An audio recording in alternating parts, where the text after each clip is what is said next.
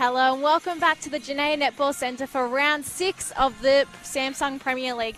We've got one more round till halfway, so it's a crucial time in the competition, and we've got two teams on the Showcourt that we haven't seen yet tonight, the Panthers and North Shore United, so we're really looking forward to this clash. North Shore United got their second win last week over the Stingrays by 5 goals, and consistency and possession is their big focus, as well as holding on to a win this week. The Panthers, they're yet to win a game, but tonight gives them a chance to prove they can compete at this level. Their turnovers in last week's game were what let them down. They found 7, but only converted 5. So conversions and working on their consistency at the front of the court is big for them this week. New South Wales Swifts defender Kate Eddy is back for comments tonight. Kate, brilliant to have you back. Oh, it's good to be here again. Had lots of fun last time. And you already have spotted some Victorian netballers in these lineups? So the centre for the Panthers, Caitlin Begley, who has the ball now. I've known her for like a while because her cousin, I think it like someone in her family like is good friends with one of my primary school friends. So I've known Begs for a while.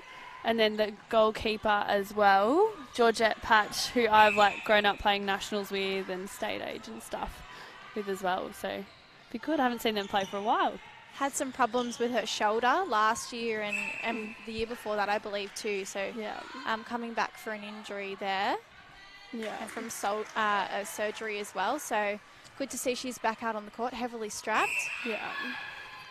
I'll just run through the team lineups quickly as we get underway. So for North Shore United, Sonia McCloma, the coach there, has selected Sabina Gombozo in goal shooter, Emily Moore with her in goal attack, Taylor Fraser in wing attack, the captain tonight, Hayley Wilson in centre, Grace Hill in wing defence, Emily Nesbitt in goal defence, and with her Charlotte Rayleigh at the back in goalkeeper.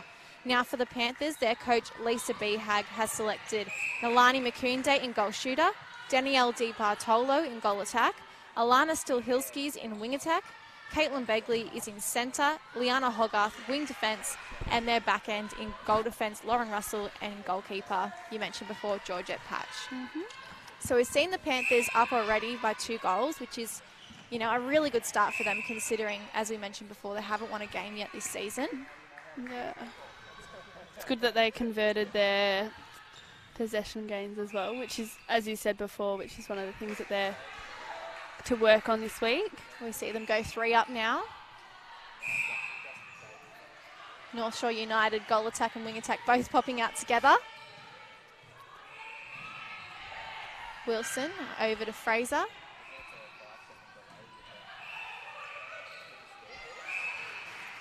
Good contest in the air. If only she was a little bit shorter, taller, I mean. Gombozo puts the first goal in for United. Isn't that the story of every defender's life? If only you were that fraction taller. Yeah. Especially when you have so many girls that are very tall in the league at the moment. Makunde playing a brilliant role as a holding shooter then. Di Bartolo using her at the back of the court. North Shore United up and over the top. Wilson gives it to Moore quickly. And a nice shot. Gombozo finishes the effort. So 4-2. Oh, nice take. Good balance from Makunde. That was a good pass too, just looking in over the top. It's all about timing the feed, really, isn't it? Yeah, definitely. And just letting the ball go. Fraser up and over from the pocket. Gombozo's kept it in play. Fraser goes back. Wilson goes back to Fraser, I should say. And now Moore on the baseline. Brings them within 2. Oh, that pass wasn't so great. No. Good front position as a defender.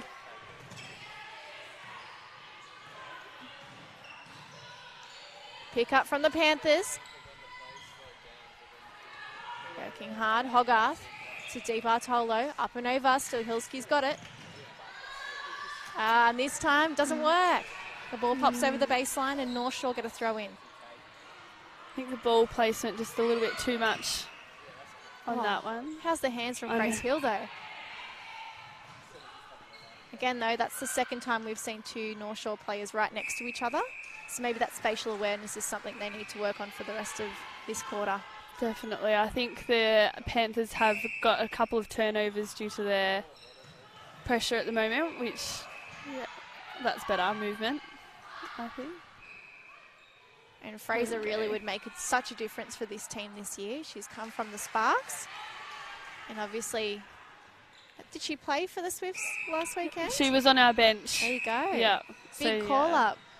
Yeah, so unfortunately Claire O'Brien did her Achilles at training last Tuesday.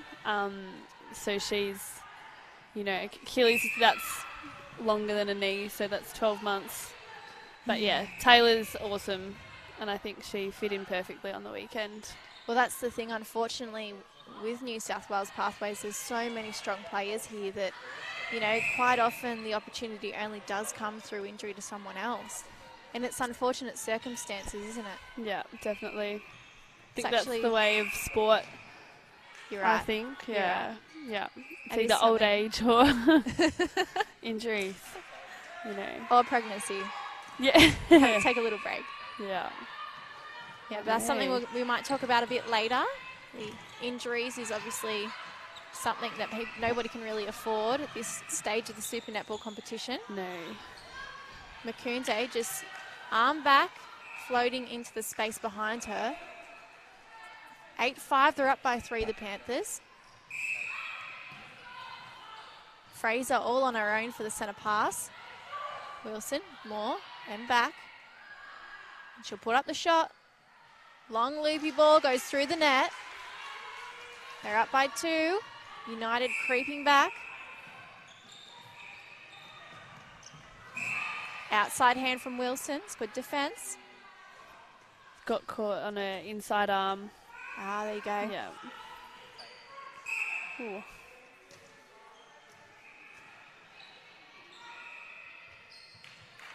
Holding really well, Macounze. Yeah. Very good, strong target, and that's what you want. You want the ball, once you get an intercept or something, you want to make it easy for your attackers to get the ball. Well, as a keeper, what would Charlotte Rayleigh do with that sort of style? Because obviously it's worked for them time and time again. Yeah, well, I think you just got to make sure that you're confusing the space and keep changing it up and trying to find something that works. Because, everyone always has different tools in their bags and stuff. So it's just making sure that you just keep trying, doing something different. So Mix it making up, right? sure, that was good because she moved around then and then confused the space, which... So it was a perfect example of what you're talking about, because I was going to get you to explain that to our listeners, confusing the space, but you just saw it on screen. There you go. Yeah. Because I think if you stand still, then you know it's a lot easier for someone to feed the ball if a defender's standing still, whereas if you're always moving around, then it's a lot harder to pass the ball to someone who's got someone moving all the time. Watching Super Netball over the weekend too, that's something that Laura Geitz is really good at. Her player never knows whether they have any free space to move. Exactly. Still Hilski just hanging onto the ball and going around the player now. Setting up a lot of the passage of play. Macounze, persistent, gets the ball and puts it through the net. They're up by 5, the Panthers. Panthers are playing well for someone who hasn't won. I think that's the thing about this competition, right? It's such a tight and competitive league that even if you're losing every game, you can still be playing great netball. Yeah.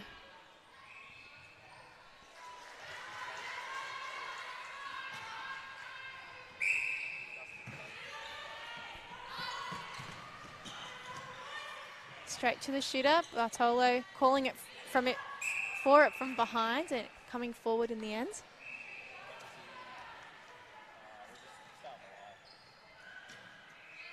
Nice, easy pass.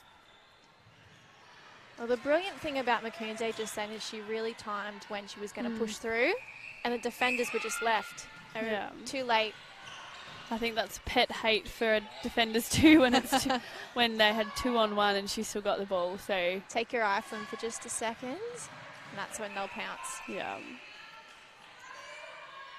Yeah.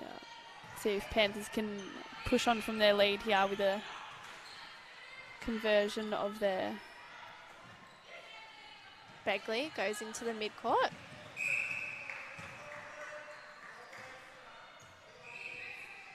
Sonny, something that we talk a lot about at the Swifts is making sure that we don't, when you've got so much pressure, like when you're boiling something and you take off the lid, it just like releases all the pressure when you're defending. So if someone gets caught out of play, kind of makes it a lot easier for the attackers. So making sure that, you've got to stay in play. Explain what you mean by that. You mean if you get pulled up for contact or something? Yeah. So being out of play, kind of releases the pressure that you've put on for so hard, for so long. Yeah. More trying to find some space behind the transverse line, but instead Fraser gets it. They've just gone 1-2. More finishing the job. They're behind by 6.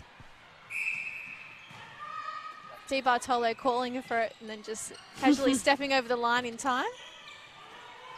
Up and over. Oh. You could clearly see that Makunde used her body then, but she's not getting pulled up for it, so obviously you're going to keep going with it. Yeah. Smart from the shooter.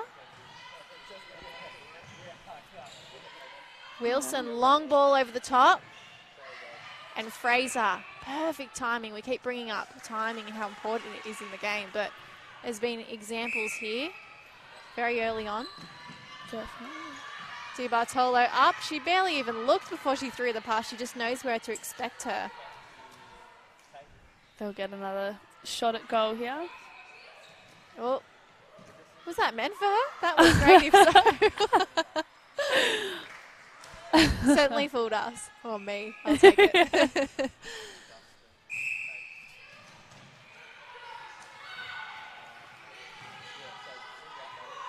Wilson goes back to Hill. They'll go cross court for pushing up. Fraser popping the ball up. Gombozo, misses the long shot, very close.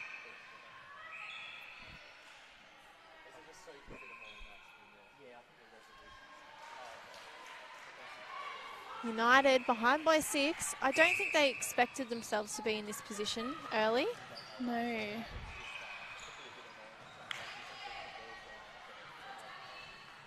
That's right. Makunde still has the upper hand in that contest in the back of the Panthers circle. I'm sure at quarter time, Sonia being a defensive coach, she'll have something in her little kit bag to give. Well, let's talk about Sonia a little bit. You noticed that the assistant Waratahs A&L coach is sitting over on the bench. Yeah. And then you notice that the Waratahs coach is sitting over the bench. So the two have swapped roles. Yeah. Sonia is normally assistant coach with the Waratahs, and she's head coach in this situation. Yeah. And Colleen is the assistant coach. Yeah, and Song comes in to do some specialist work with us defenders. She's really good. Always so much energy and so much knowledge. Whenever she comes in, it's always a good session. And what are one of the main things that she's taught you? I think confusing the space. She's very good at that. And making sure, just know your role and stick to it, I think. Just adding lots of little things that you can try.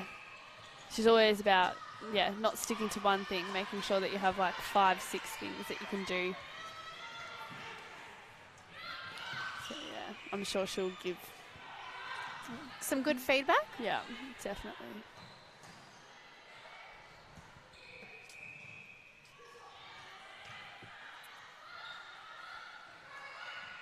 Split stance allows Moore to get closer to the post. And while we're just on defence, how do you defend against that when someone's got the split leg?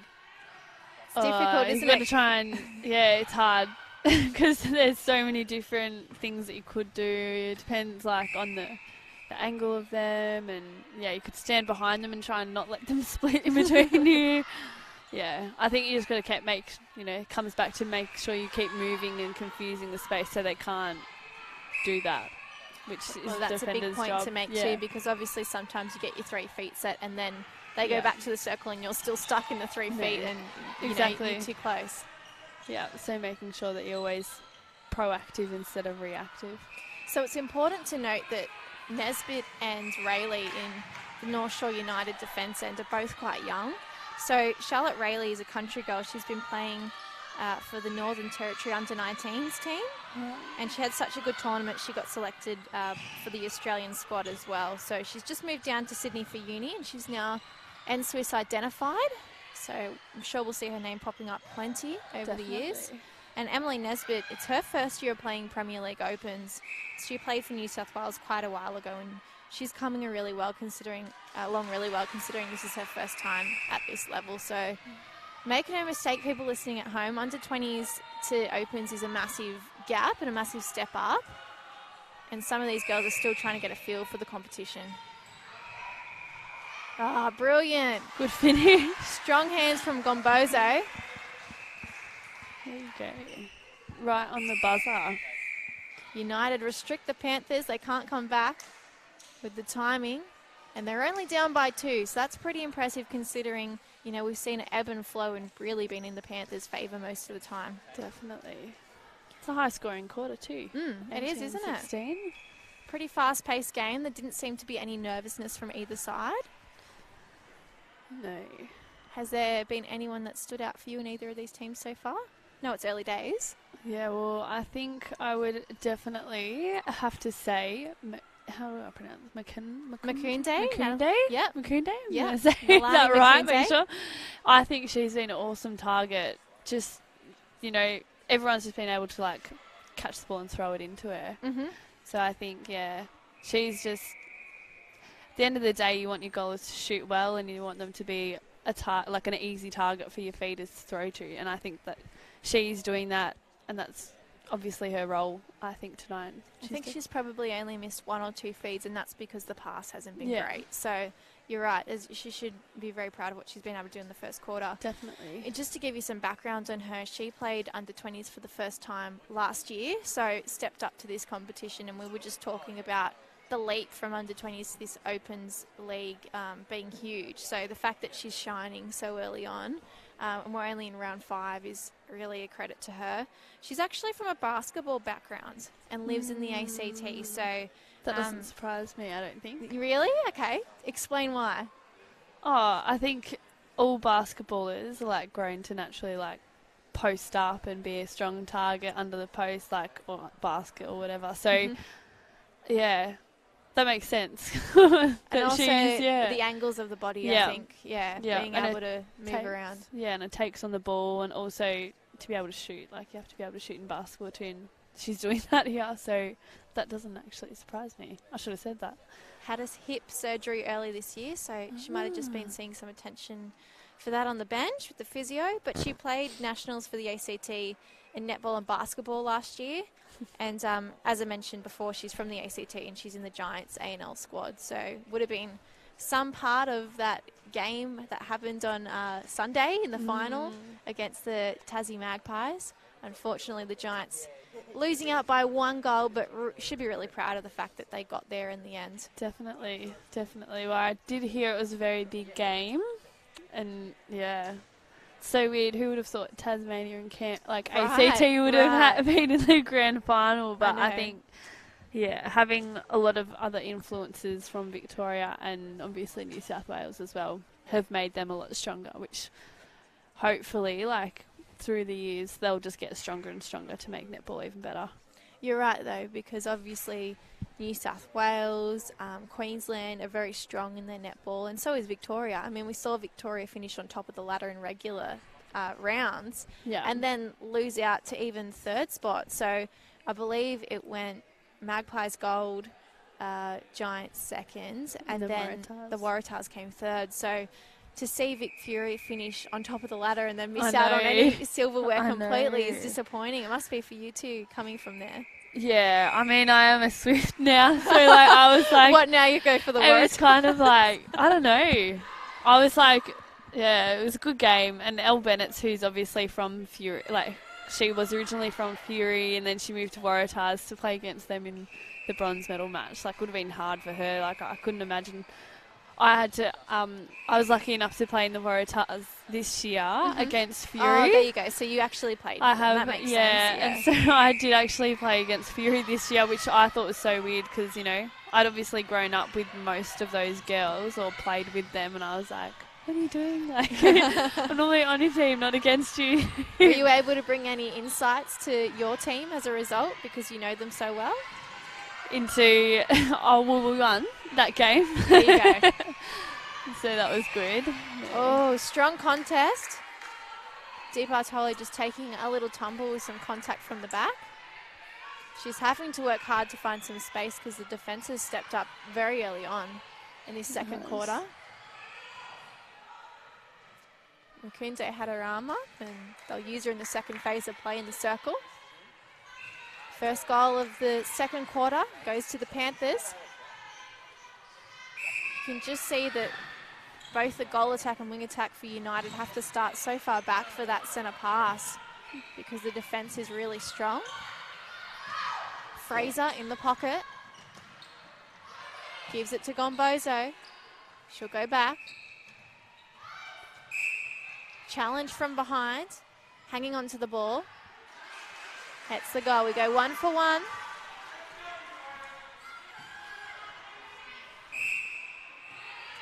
Stilhilski coming out for the Panthers centre pass.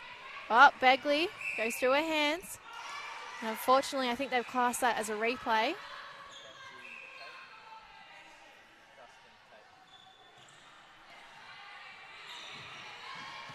United will take the turnover. Wilson to Moore. Goes over the top. Fraser hanging on. She'll use Wilson. And this time Gombozo coming through. Gets a really nice position for the shot. Misses. Rebound. No goal. There you go. That makes sense. Yeah. She's pulled up for contact. Really good contest between Hogarth and Fraser. Definitely. Turnover. Oh, no, there we go. Coming back.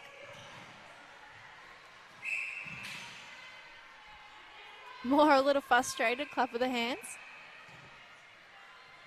No look pass. Di Bartolo to Makunde, which is all well, good and well until the ball doesn't go where you need it to. Makunde had to move a little bit extra to get the ball then. But she can still finish it off. Yeah, that's right. Long arms helps. Straight to Gombozo. She'll use Fraser in the pocket. No worries this time. 20-18. They're keeping that 2-score difference.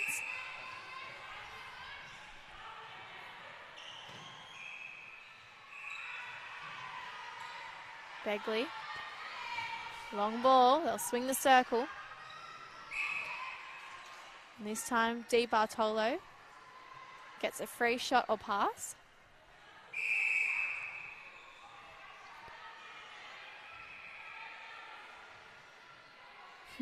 Ball went down the stairs. Just having a quick sneaky look at court 2 while we were waiting for the ball to come back into play. So we see Makunde finish the effort, 21-18. So the Stingrays and Sapphires are locked at 13 apiece. An old rivalry between those two clubs. Fraser using Hayley Wilson, top of the circle. They'll go straight to Gombozo. Great work using all the space that they had. Definitely. And ball movement, I think. I think they were a bit hesitant at the start, but I think this quarter, the start, they've shown that they're ready to let the ball go, confuse the defenders' heads, get them moving, which has allowed them to get the ball into the circle a lot easier. 4 minutes down and we're still going goal for goal at the moment. This time it's United's centre. They're down by 3. Fraser, pocket. Uses Wilson at the top. Working extra hard to get the ball in here. Gombozo's come forward probably too early. Good position now.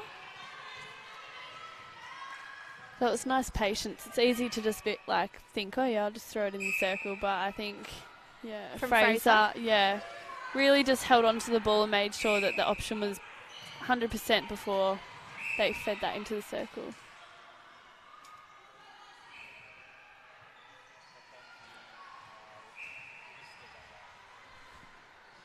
Still Hilski around her player to Di Bartolo.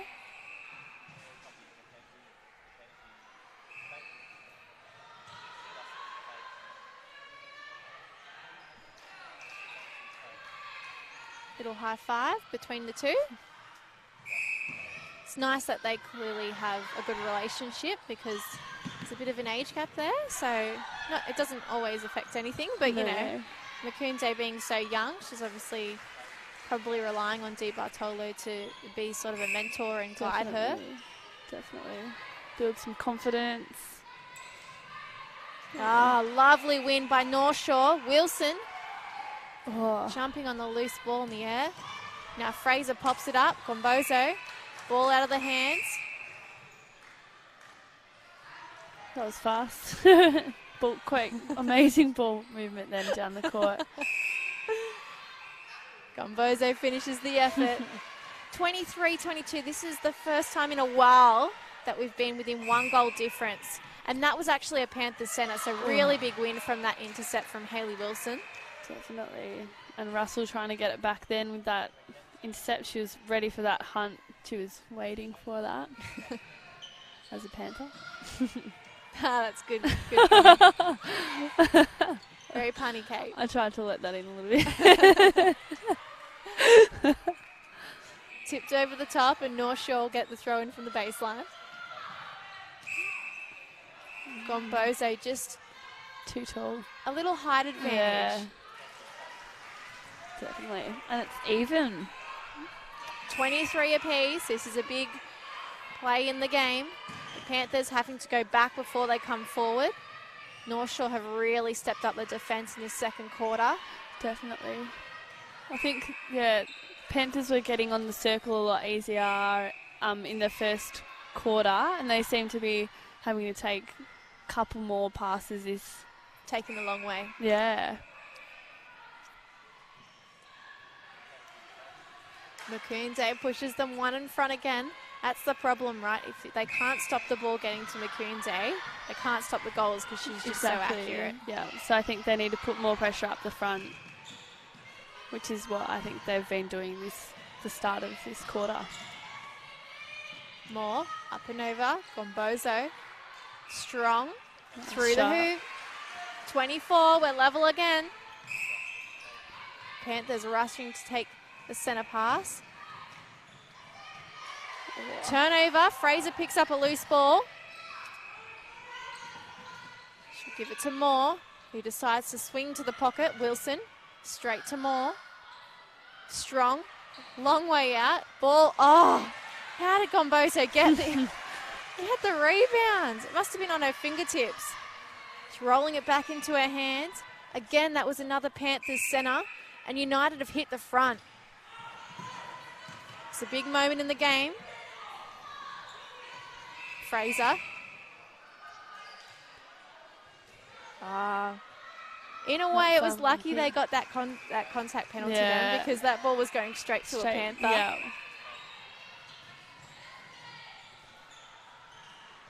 Makunde, bounce. Takes a bounce pass, gives one. Now she's got it on the baseline. Won't miss. Too accurate. They're within one.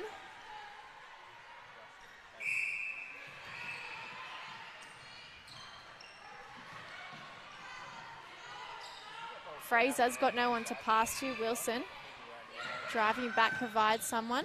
Both the shooters just hanging back in the circle, waiting for their... That's just another example of Tay Fraser being so patient with the ball and making sure that if the option isn't there, she's making sure that she uses her other wings, like centre mid-quarter, to be able to get that right feed into the goalers so they can shoot a goal. It's a really good point you make, Kate, because quite often in this league or in any netball, when that happens, you'll quite often see the player saying, come forward, yelling for an option. Yeah. She just holds the composure and just waits for the moment to happen. Definitely. And I think for someone who's so young as well, and to have that composure, it's really a great sign to see. Having changed teams too, so obviously she's developed a pretty quick understanding of how these players work. Yeah. Again, waiting for the right moment to release the ball. And she's lucky that Wilson's so fast that she's always really going to have an option if she waits. Yeah, definitely. Still Hilski out for the centre pass. Comes back. Hogarth gives it to Begley. Tipped. That was all Wilson's work. Her long arms. 3 feet.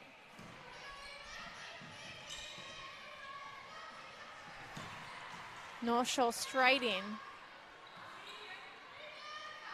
They've converted the opportunities they've made They for have, themselves. yeah. Up by 3. And continuing on the momentum with a centre. Yeah. I think making sure that you convert your own, intercepts and everything is really vital because, I think it can lift defenders if your attackers can score off your intercepts, and I feel like, defenders get more up and about, their energy gets a lot higher as well, which then can just take on the rest of the game. A lot of yelling being done from both benches in that passage of play.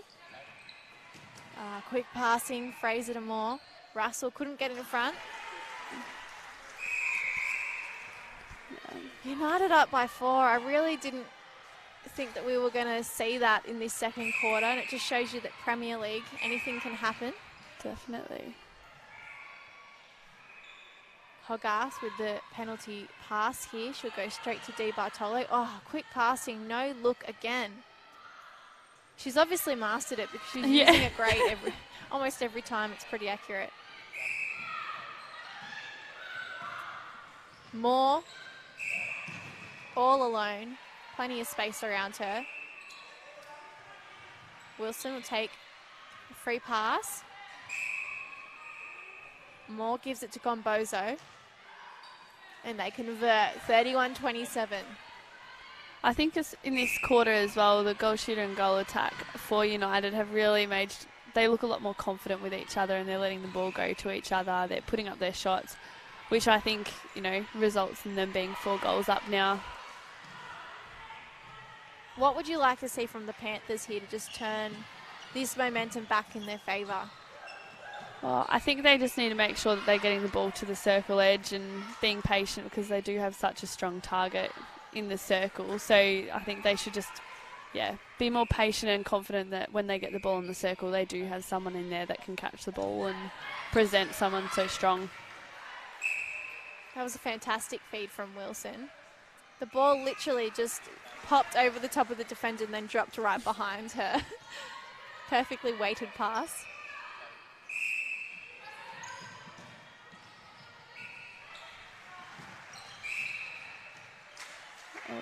Turnover. The Panthers need to score from this play. Definitely. They're now down by 5. Hand from Gombozo disrupts the play, but the Panthers still get the ball back with a throw in.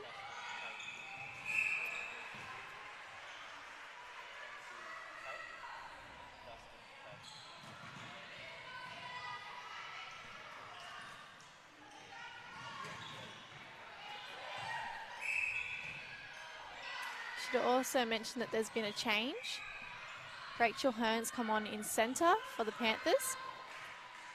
And I believe that's the only change made to either side so far.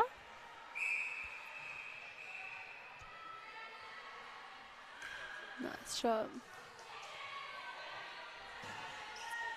Why do you think that Lisa B. Hag made that change, taking Begley off and sticking Hearn on? I think maybe just to create some more space and more movement down the court. I think there are a couple of passing errors made by Begley, so I think maybe just to get someone in there that might change it up, and it's always hard to defend one person, but then if you're changing it up, it's a lot harder to work out what they're doing. You've got to find your you rhythm have to, again. yeah. And I think Wilson's doing a very good job down the court, so it could be defensively as well. So hopefully Hearn can put some more pressure on. Oh, quick pass then for the centre to Still-Hilski. Unfortunately, unable to... Oh, turnover. Lucky. Rayleigh gifting the ball back after such a great effort. Yeah. Now she's got to work hard to stop the pass. Makunde, no problems, puts it through. 5 goals the difference. We've got 30 seconds on the clock. Quick ball, Fraser to Moore. Gombozo has been a lot more confident this quarter. Definitely. And really contributed to the scoreboard. Yeah.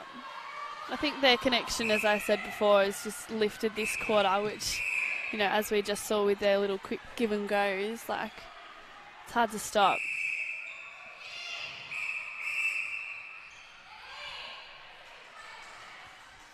Yeah, it's been advanced.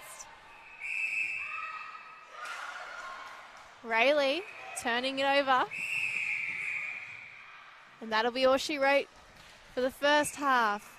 United up by 6 goals, 35-29.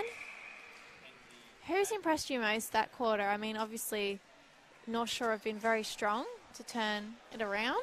Yeah, it's a bit hard. I'd say the attacking end for United have just become more connected, and I think that has allowed them to, you know, as I said, convert their own centre passes, and then everything else that they get defensively, they're able to convert and obviously put scoreboard pressure on. So I think definitely Wilson and Tay Fraser's connection and ability to just hold on to the ball and, you know, like be patient with the ball and not force anything that's unnecessary, which has been I think that's been the difference between the first and the second quarter. Now, I hope I've done my maths right, but I believe that quarter saw North Shore United take a lead over the Panthers, and the score difference was 19-11. So 19's a pretty high score in quarter 2, isn't it? Definitely. Well, the first one was 18 in Panthers' favour and then 19 to United. I think that's, definitely high scoring. Yeah, that's right. And what's really great about this is obviously we keep talking about Premier League and how you can't really expect anything in this competition. But this game we've seen in front of us has been very entertaining, you know, highly competitive, very fast, and yet we're seeing North Shore United in 6th place play the Panthers in 8th spot. We mentioned the Panthers haven't won a game yet, and there's, you know, it's not lopsided at all. It's really high contested. Definitely. It's been a pretty good game of netball. Definitely. The skills are there. I think, it's definitely very exciting to see that, no matter who's playing, it's always going to be a good game and high-skilled level of netball. Okay, so let's focus on the Super Netball a bit, Kate. Obviously, you guys are playing the Giants this Sunday in a much anticipated Sydney Derby clash. Definitely. What are your thoughts heading into that match? Oh, I'm excited. The last time we played against the Giants, I almost had a heart attack during the game. It was like... You guys won, though. So one goal. But, so I think we had, like, a couple of games at the start of the year where they were, like, 1 goal. So... I'm, very excited, you know, I think the rivalry between us and Giants is massive, and I think just being able to play at the entertainment centre as well, that'll be pretty cool. It's been decked out and, you know, it's all set up differently. I think it'll be it'll be huge because the crowd will be massive, and I'm so excited. Can't wait. You're right. It's going to be a really good game showcased in that arena for the first time. I was there this morning for the Indigenous netball dress reveal, and I was telling you before that, you know, walking up to the ICC centre, they had this massive mural. I think it was the Giants dress design, but it was all the way up the side of the building, and it was beautiful, like all these bright oranges and reds. And we were talking before off mic about how colourful these dresses are and how beautiful they are. They are, and there's been a lot of work that has been put into both dresses. I know Maddie Turner and Sophie Garben from the Swifts, they had meetings with I can't remember what his name was, who designed our dress. They had lots of making sure that our dress meant a lot to us as well, and what the dress looked like was put, you know, showed our family and how a lot of us come from all different places.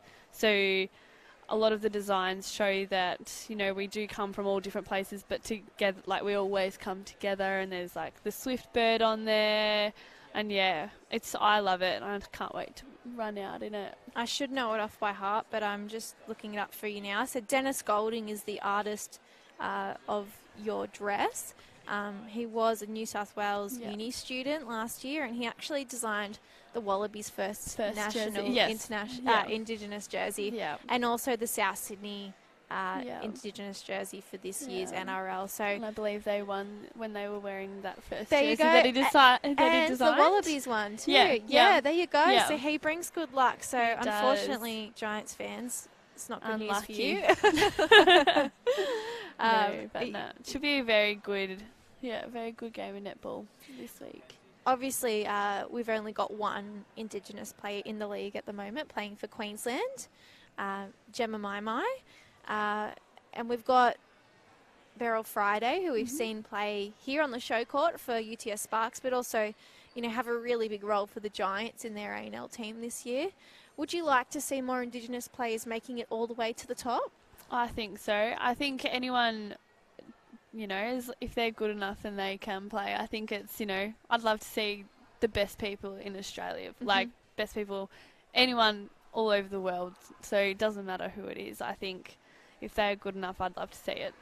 So there are 2 Indigenous players in the current under-19s setup for New South Wales. So we're hoping that obviously they'll continue on and go through those pathways and make it to the top. But, I mean, if you think about some of the Indigenous football players we've seen in football, especially AFL being one of your favourite codes and something you watch a lot, they just bring such a different flair and feel to the sport. Yeah, definitely. Well, Cyril Rioli actually retired today from Hawthorn, who I back for. Oh, so there you go. That's a bit sad. It's a sad day for me. He is amazing, and I think he does add flair, and they do add their little bit of, you know, creativity, and so I think very sad day for Hawthorn and AFL. But your partner doesn't play for Hawthorn. Yeah, that's all right. I don't have to follow. He doesn't mind? Nah. Hawthorn born and bred, I think. My dad brainwashed me at a young age. There you go. I think mine did so with the Dragons in the NRL, so you're really? not alone there. Yeah. So in terms of the ladder, we've spoken about the bonus points and how important they are this year. I think a lot of people that aren't in the netball space, you know, some of the people in my office at work certainly, who are much more interested in football just by choice, when they hear about the bonus points, they just can't believe it. And I don't think many of us could believe it in the netball space, but it's really taken Australia by shock this year. And I don't want to over-exaggerate, but they're making a big deal when it comes to the ladder. I mean, you guys are outside the top 4. I know. Having won more games than the Lightning and still sitting behind them because of those bonus points. Yeah. I think it's really interesting when you're on the other side of the spectrum and the bonus points are hurting you, isn't it? Yeah, well, definitely, you know, because at the end of the day, like, you know, if you win a grand final, like, that's what's going to count. It doesn't matter who won 3 quarters compared to who won, you know, like, at the end of the day, I think we just need to make sure that we continue to, like, win games, and I think everything else will just follow through because, you know, I think, that's the most important thing. We want to win, as much as it sucks that we haven't been getting all our bonus points, and that does affect us on the ladder. I think, if we win and we get our confidence, like, that stuff will just happen. Your team's made quite a habit of coming from behind too. Obviously, even just thinking back to the Sydney Derby last time, you lost the first 2 quarters you tied the first quarter, you lost the second quarter to the Giants, and then really came back strong. And that's where you guys obviously put the foot down. Do you think there's a reason for that? Are you sort of doubting yourself at the start and then coming back with self-belief, or is it just momentum and rhythm that you're getting back during the game? I don't know. I think if we knew we would try and change it, but I don't know. I think it's just nerves possibly at the start of a game, and, you know, trying to work each other out and get those combinations. And then I think what really works for us at the end of the games is, like, we are so close, like, we bounce off each other. So I think we enjoy that tough stuff at the end, and I think that we yeah, towards the end of the game, like we will pull in that loose ball because, you know, you're not just doing it for your teammate, you're doing it for your best friend kind of thing as well. So I think that's why we, you know, as teams get more fatigues and stuff, we kind of become a lot stronger together. So we're just working out the changes to the North Shore United team since they've come back on court. The Panthers haven't made a change, but North Shore have made 3. So we've got Sarah Caulfield in goal attack now. Maddie McCarthy is in goal defence. And still just trying to work out who this wing defence player is. Unfortunately, we haven't seen them on the show court before. Sarah Caulfield in goal attack, yes. And Tay Fraser's come off. Oh, good pickup. So she's come off in the wing attack. Yeah.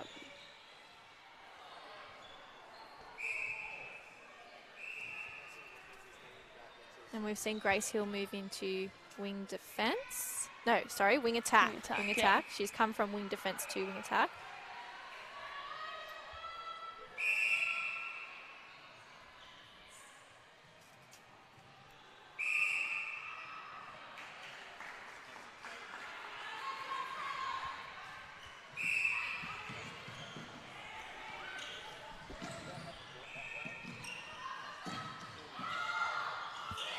So United first to score. We've seen the Panthers score first in both opening quarters, so continue on with the momentum that they switched around in the second quarter.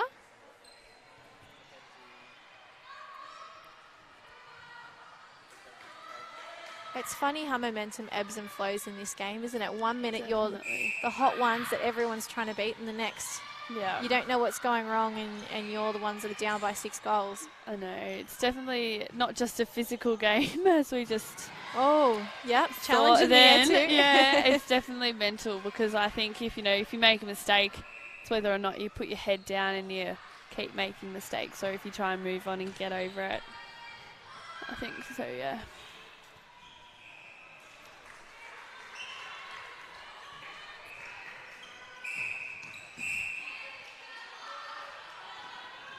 So Millie Bashir is the player that's come on in wing defence. Why do you think Sonia's made so many changes, considering she was up by so much at halftime? Oh, don't really. I'm not really sure. Mixing Maybe it up? just changing it up, yeah, keeping it interesting, I guess. And yeah, I think I don't want to be quoted on this, but I think Tay Fraser is on limited load due to her being correct. Yes, in the ANL. Since during this week. So I'd say maybe that Tay Fraser being pulled out would have caused a lot of different movements, possibly. Yes, maybe better combinations between wing attack and goal attack with these two. Yeah, and it looks like Moore's on the physio bed. Just getting some attention to her shoulders. Zia Bartolo holding onto the ball, nice and patient. Tip from Wilson sees it over the baseline, and Panthers get the throw in. Makunde just waiting, coming through at the right time. There you go.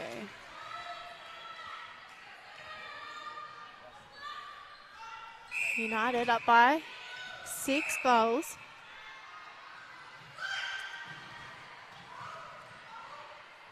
Caulfield decides to go over the top of the circle instead. Hill feeds. Gombozo shoots. She's looking very confident, I think. Certainly from the second quarter onwards, definitely she came out very strong. Bit of a Hail Mary, and unfortunately Makunde did touch it as well as the pass, so United throw in. McCafe gives it to Wilson, who gives it to Bashir, and now they're just going to go straight over the top of everything and give it straight to their reliable shooter, Gombozo.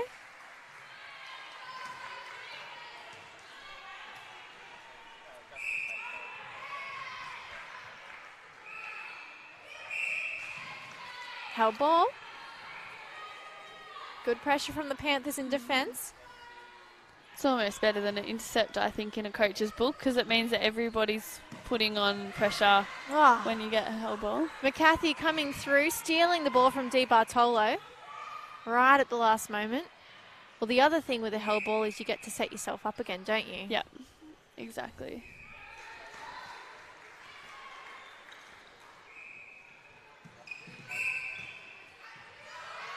Oh, well done, Millie Bashir. Unlucky to not pull that in then. Yeah, that's right. She got both hands to it. Instead, more of a push away from the body. Yeah.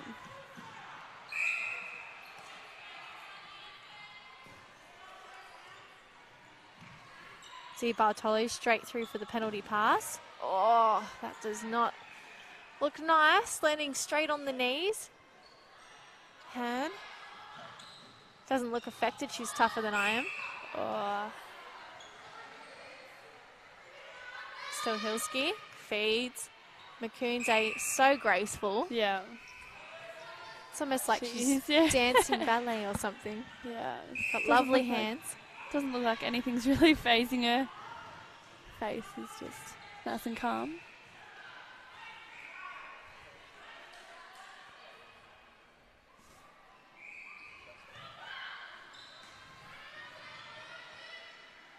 Caulfield, long way out, decides last minute to change up the position.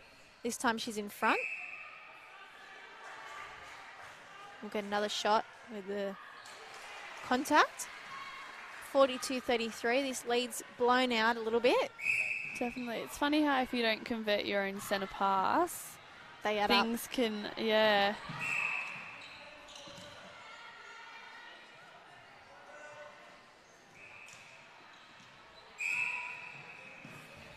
McCarthy almost got away with that one, just coming through with a strong hands.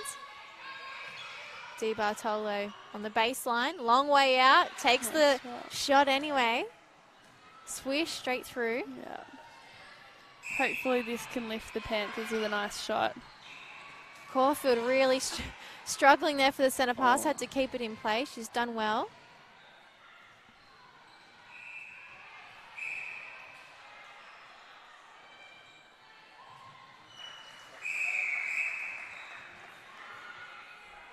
We're going to have to see a change in position or a mop of the floor. Mop of the floor.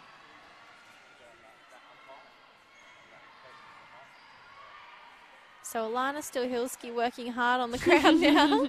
Her brother is an umpire, Anton, and he is quite often here umpiring Premier League games, so I'm sure he's up on another court tonight. Netball family. There you go, yep. Nice pass. Strong arms, Makunde bringing the ball in from the sky. She's tall. She is. And the Panthers trying to claw their way back, but they're still behind United, who are on the run. Did you just pick up on my pun? Yeah. I could tell by your face. Yeah. I was like, did you say that on purpose? Oh. She'll use the edge of the circle. And with a split stance, finds a really good position.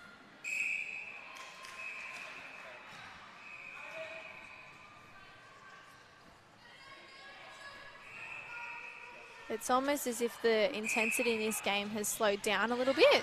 Yeah, I think in the first half it was, or in the first quarter, I feel like there was a lot of bodies going everywhere. Everyone was trying to throw themselves at the ball. And I think definitely everyone seemed to calm down and settle into the game a little bit now. Oh! Or maybe not. I take that back. Second chance grab for United. Unfortunately, I don't think that pass was supposed to head that way. No. You could see her eyes were on Hogarth, but unfortunately her hand just decided to do something else. Yeah. But that stuff's always going to happen in the game, isn't it? And that's why know. you need to be really on point with everything else you do. Yeah, making sure that you pass to somebody in the right spot so they're balanced enough to pass it off to the next person. Because I think if you throw it to someone, you know, and they land funny, then it's hard to give off the next ball. So you might have heard a little cheer from the crowd just then. There's a lot of North Shore United supporters here tonight in their yellow jackets. I'm assuming they're from a feeder club.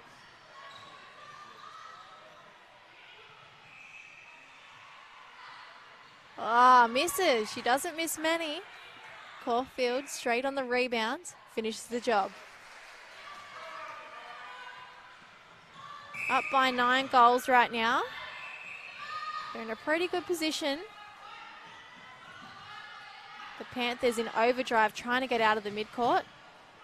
Steady head from Stilhilski sees them push up towards the post. And That was a lucky pass then. I think it was just throw and hope.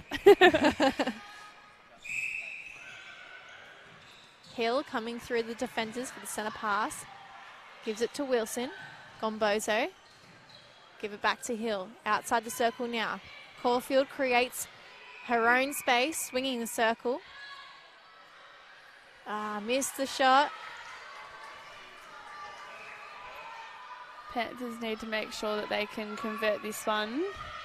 So then the next centre pass, I believe, is theirs. So then hopefully they can make that a 2 goal. Big ball now. Di Bartolo's on the back of it. Oh, and to Makunde. 2 lofted, long passes ending up in the right people's hands. If you can't go through it, you've got to go over it. It's great work from the Panthers, and they did what you asked of them, Kate, to convert the opportunity they were given at the back of the court. Up and over. Nice pass. 2 goals back-to-back for the Panthers, and they've gone back to their old confident ways, using Makunde as the holding shooter. Definitely. Yeah, I think, they went away from that game plan where she was just such a strong target in the first quarter and a half, and I think they did stop looking in and just giving her the ball, because I feel like whenever they just throw it into her, no matter if it's in the right spot or not, she has 9 times out of 10 been able to pull the ball in. So I think they should stick to what works. Now you would have seen on the screen just then some North Shore United players warming up. So they're either coming on or their coach is making sure that they stay warm in this freezing cold netball dome. It is very cold in here today. It's always cold here, isn't it? It is. Although in the summer it's the opposite. It's so hot in here. Makunde in front this time.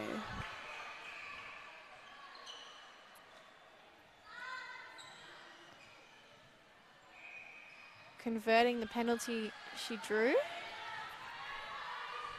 Back within 6 though. The Panthers have fought hard here. They have. Caulfield, quick work.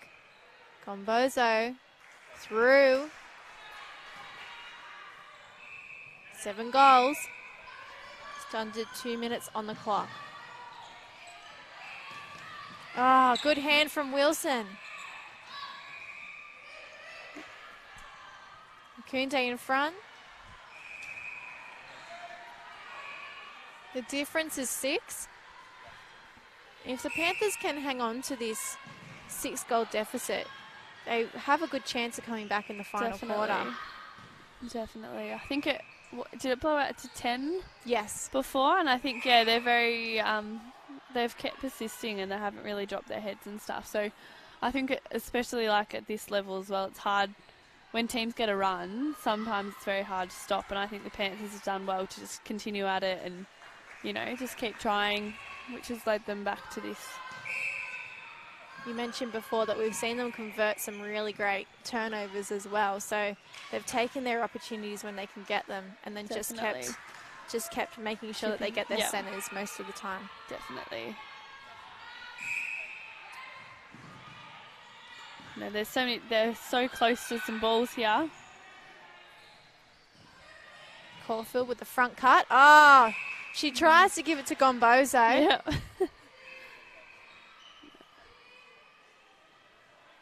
Sometimes you've got to rough up your goals. Spoken like a true defender, Kate. 50-43. 7 the difference. Can the Panthers keep it 6 here? Brilliant hands from Di Bartolo. There's 2 seconds on the clock. They're not going to make it. Unfortunately, sometimes penalties are not what you want because it slows up the play. Yeah, I think she should have, instead of putting that ball down, I would have just thrown it straight in, I think. Taken the advantage. Yeah, just picked it up and gone. But so that's it, right? I'm going to use that punt again, clawing their way back, the Panthers. Didn't take me as long to pick up on it that time. Who really helped them turn that around then? I think they were all very patient in bringing the ball back down the court. They went back to their original game plan. The goalers got their connection back, being able to feed it straight in, and I think they were just a lot more patient towards the back end of that third quarter than compared to what they were in the second quarter, where they were just, not giving the ball, which, then the other team came through with intercepts and stuff like that. So I think, making sure that their connections in the front end of the court have definitely helped them stay in the game a fair bit. So when we look at the goals for that quarter, United were only up by 1 goal, 15-14. So that really does show you how even that contest was in that third quarter. And we often speak about the third quarter being the championship quarter and the one that makes the match. So, I mean, if we're seeing teams almost level in that quarter, we should be up for a pretty ripping last 15 minutes. Definitely. And I think that, towards the end of that quarter, as I said, the attackers for the Panthers were just getting their flow a little bit better. So hopefully that can carry on to the fourth quarter to, bring the game a bit closer for them to be able to come back. Well, we can see Begley with the centre bib on again for the Panthers. So probably expecting her to come back on. And we'll see what happens with North Shore United's team. Just back to Super Netball. Obviously, at the top of the ladder, we've got the Giants and the Fever, and they're, a little bit in front of everyone else. Are they the two teams to beat, do you think, at the moment? Definitely. I think the Fever, with Fowler, she's such a strong target, and they've been very hard to beat this year. Giants did have a very close game with them a couple of weeks ago, which... Giants are always going to be an amazing team. They're so experienced, and, no one can ever take them lightly at all. So, I don't know. I think it's tough to say that they're the strongest two teams because I find that every week that we go out to play, it's so hard. So, I think, they've obviously just been more consistent with their... Well, the brilliant thing about this is the top 6 teams are only 1 or 2 wins off each other. I mean, you guys in 6th spot are only 2 wins off the West Coast Fever. Yeah. So the fact that it's that close is really incredible. And obviously the bonus points are at play. But I mean, even the Sunshine Coast Lightning, they've only won 4 of their games, but they're just behind you guys. So, it's such a tipping point at the moment where, this point in the season really is where you have to go. Yeah. We've only got this round and then 4 more, I believe. So, 5 games left to play. So, it's time to really stamp your authority, isn't it? Definitely. And I think all, 8 teams are just willing to, wanting those final spots. And I think, making sure that, I think... you just have to win every single one of those last 5 games to make sure that you can have a chance to even get into the finals because, as you said before, the bonus points can play a massive part in the ladder. So I think, nothing's really... if we win our 5 games, you might not even, make sure that you're in finals. Yeah. Everything's kind of up to each game and how everyone else plays and stuff. So, it's a bit nerve-wracking and a bit exciting. I guess it's exciting for everybody else that isn't playing. But that's right. For us players, it's just you'd expect if you win X amount of games, you'd be like, yep, I'm in finals. But it doesn't work like that this year. Well, Maddie Turner today was saying that, unfortunately, even though the bonus points aren't working in your favour, you can hear it in the crowd how excited they are for that bonus point every quarter. So it really invests them in the small moments of the game. Yeah, and I think that's what why it was brought in the first place, to make sure that we can, bring in more fans and make our game a lot more exciting, which I think, in those games that people are down by 10, it's still competitive last quarter because you still want to get that extra bonus point in the last quarter. So definitely... what Maddie Turner said is correct. That's one of the big things too, as we see the Panthers with a little tip to turn over the ball. We see no one score yet. Oh, Begley, long arms, just pulling it in and dropping it for herself. We've seen Bolton come on in wing attack for the Panthers, and Begley come back on in centre. And Emily Moore for North Shore United has been brought on back into that goal attack position. So clearly just going back to her experience for the end of this game. Definitely. Well, certainly the bonus point is making it very interesting for TV viewers as well. And obviously netball struggled for a while to get a paid contract for its product, and the fact that it has it now and is willing to adapt a few things in its game without having to change many of the rules is pretty incredible, isn't it? Definitely. Well, I guess it means that people want to leave their, TV on to see who does get that bonus point instead of being like, oh yeah, Swifts are up by 10 goals. That's okay. It's the end of the game. I think, so definitely, I think the numbers have been a lot better this year, which, could be because of these bonus points. And also because of the Wake Up Netball campaign. I think that has really definitely helped. I mean, you can't downplay the role that social media has in footage today. Definitely. I think, we need to make more use of that. I think there's so many young girls that follow all of us and stuff on Instagram and on social media. So I think, and all of our friends and family and stuff on that, everyone would, if we posted something, people would read it. So I think, making sure that everyone in netball gets around that and make sure that you tune into every game that's on the weekend. Well, that's one of the things about you guys in women's sport, and I guess in sport in general, that people really look up to you and they'll take what you say as gospel. Wilson on the edge of the circle.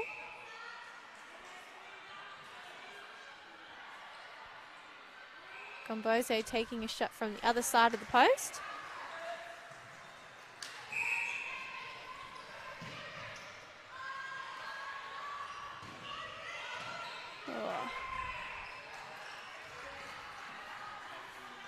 I think that was great pressure by the United defence then to just make Bolton throw the ball out of court.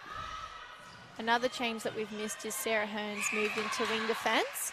So we've almost seen, a full change in that mid-court, which is interesting, obviously, considering the Panthers really came back in the third quarter. Definitely. Maybe it's just to, add some more pressure or... Well, the pressure's working. Definitely. Certainly at the back end. So this would be critical for the Panthers to score off this.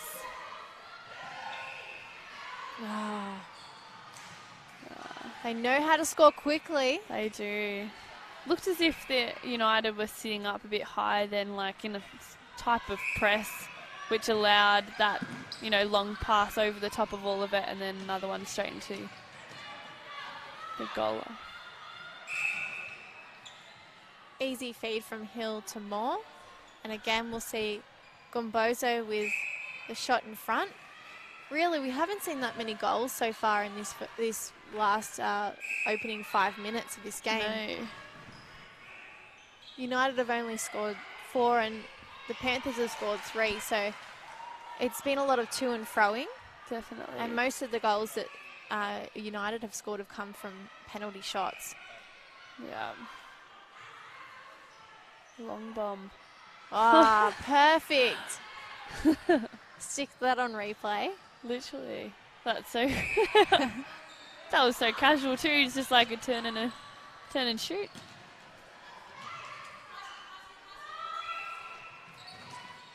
Lots of talking. Pressure there. Again, we see another penalty shot coming into play. Just a slip in defence. Yeah. I think it's hard as a defender once you get pulled up. You kind of like, each time you're like, oh, why am I getting pulled up? And I think that's, Georgette's getting frustrated at that.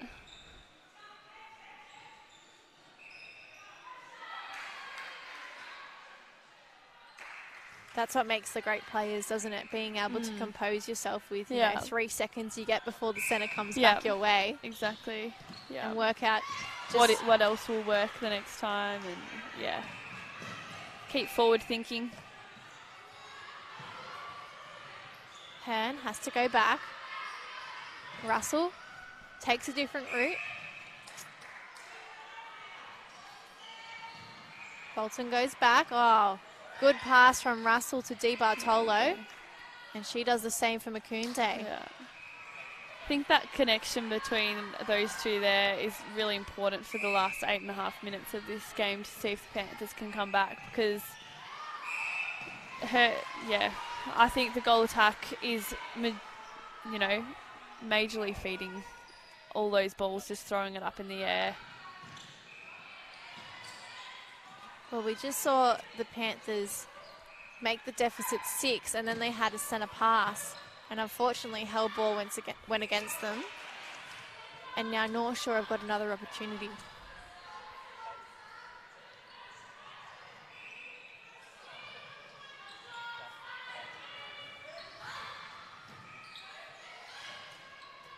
There you go. There's that patience again. Not feeding it straight in. Patch clearly frustrated.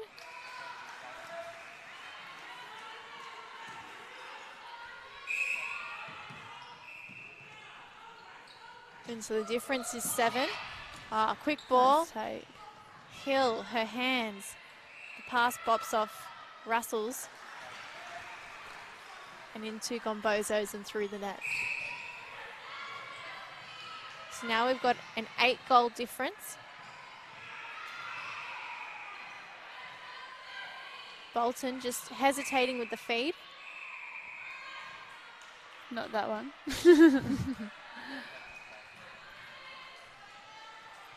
So with 7 minutes on the clock. There's 7 difference. Oh, unlucky a goal there. a minute, they can do that. Yeah. It's not unheard of, I don't think. Especially not at this level. You can see how fast Begley is to get back to the centre circle too. So she's keen to get going. Bolton gets a little help and move up the court now. And unfortunately, she just can't pull the ball in. It bobbles over the back line.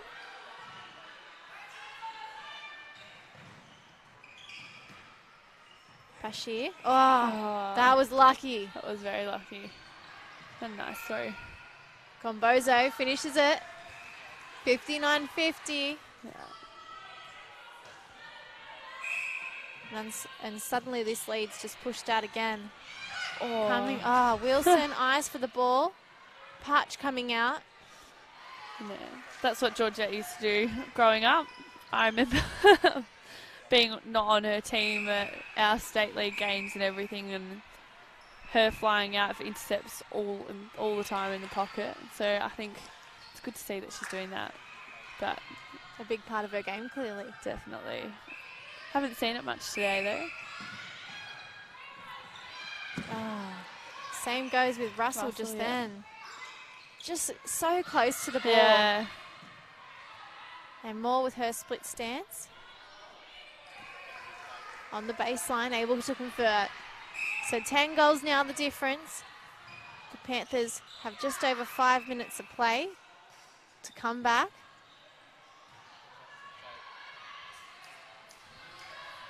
I don't want to speak too soon, Kate, but what's been the thing that's let them down tonight? I mean, they were in front for the first quarter and a bit, and then all of a sudden something shifted, and they've been able to keep up and keep going, and they haven't put their heads down.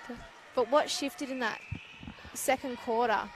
I think maybe just their own mistakes and then the loss of the connection into that goal shooter. I think they were really finding her in the first quarter and just letting the ball go, as I said, and then they kind of lost that side of their game plan for a fair bit, which, resulted in a couple of balls going over the baseline or going out the sideline, which then, ultimately could bring it out to a 10-goal lead if you've lost on your own centre passes. And do you think that they were unable to feed to Makunde as much because Rayleigh did such a good job, like you said, changing it the up? space? Yeah, definitely. So sometimes when you're not even taking notice of these shifts in defence and tactics, they're at play. Definitely. And you mentioned before that Sonia McCloma is helping you guys a lot with your defensive skills. Yeah. Yeah. Okay. So no doubt in my mind that she would have said something at that quarter time to stop that connection, I guess, in that attacking end. The pass goes straight to Gombozo. 10 goals, still the difference. Chelsea Bolton regathers the ball.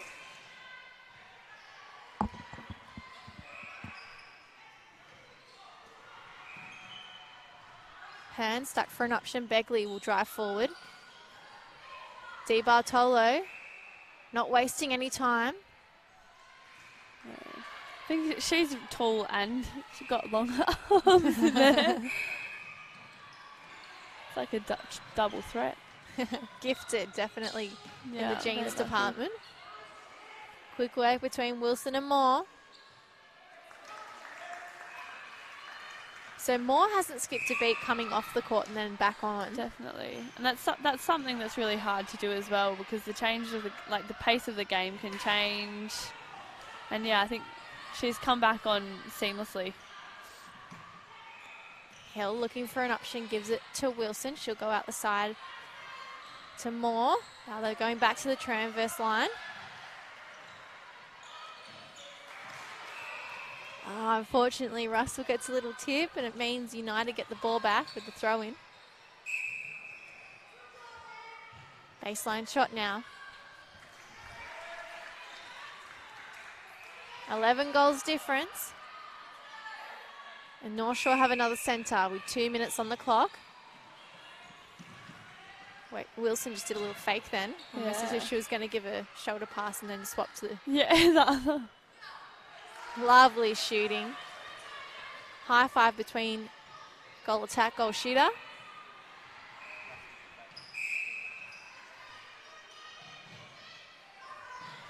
Oh, long ball from Bolton. Di Bartolo, instead of going over the top, decides to give it to Makunde. Smart. In front and through.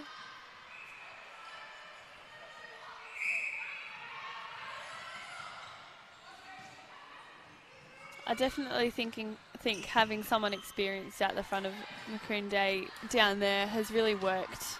For, you know, when it has been so fast, the ball movement is because she's just let the ball go and had the trust. And I think that's let, you know, Makunde, as such a young girl, she's got one thing to focus on. Get free, get the ball. Two things. Yeah.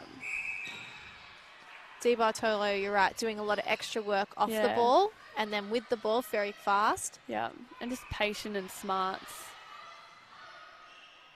We haven't seen her take many shots, but the one she has have been long bombs and accurate. I know.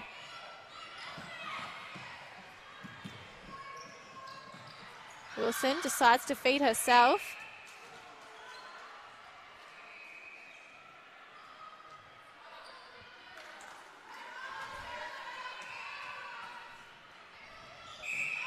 $12 goals difference.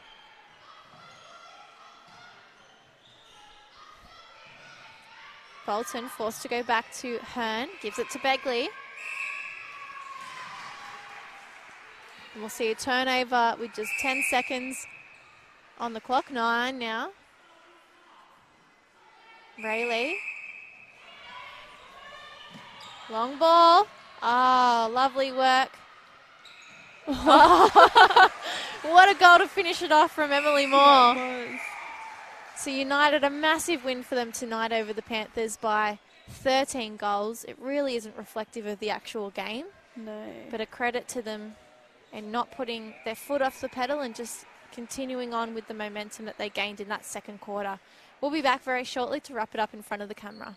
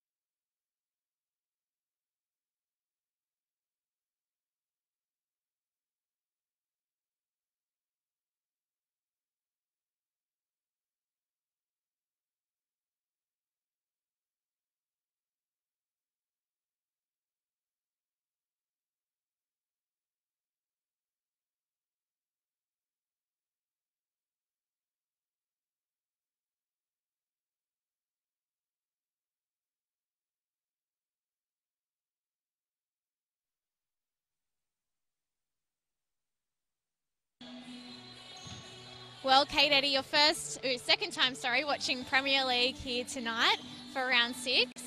What were your thoughts at the end of that game? I definitely don't think that the scoreboard reflected what the game was showing. I think there was a very high skills. It was very exciting. Both teams had, energy for the whole time, and I think, scoreboard didn't really show how the game really finished up in the end. Well, we mentioned that these two teams were 6 and 8, on the ladder, and I mean, to see 70 goals scored by one team and 57 by the other, it was a massive high-scoring game.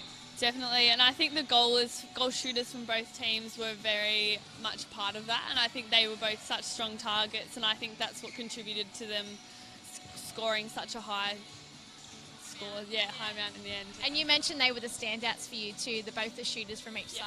Definitely, I think they were both just so confident and having such a strong target in there, especially Gombozo in the end, just being able to turn and shoot. I think, it was very impressive.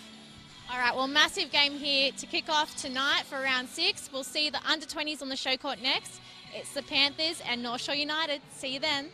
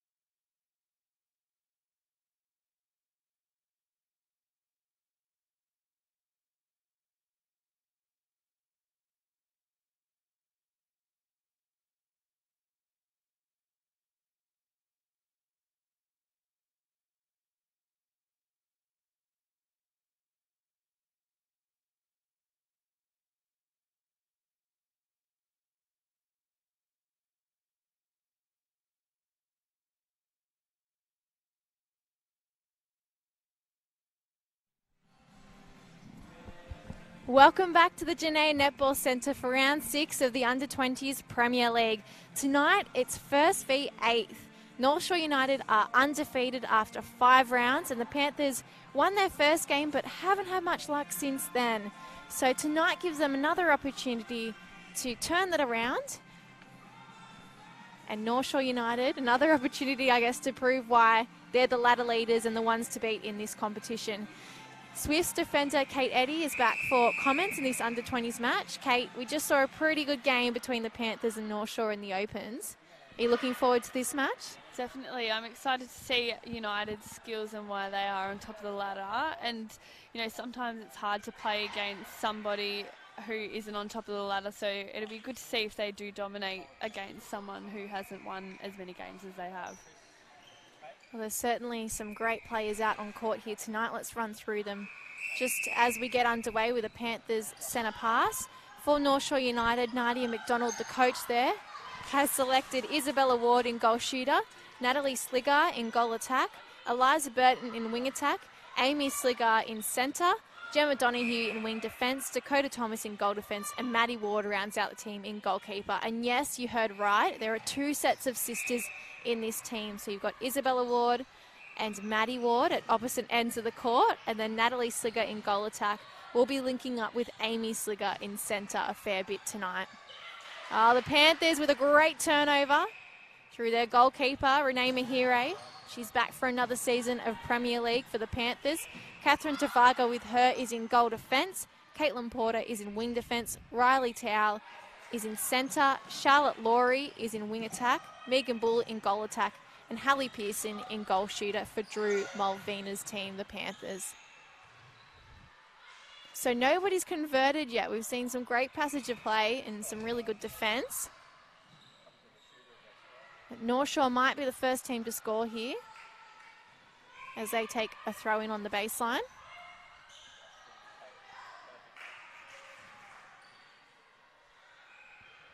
Isabella Ward first on the scoreboard. That's a very long time for them to score their first goal of the quarter. Some early nerves? Yeah, well, missed shot, maybe some early nerves in the first quarter.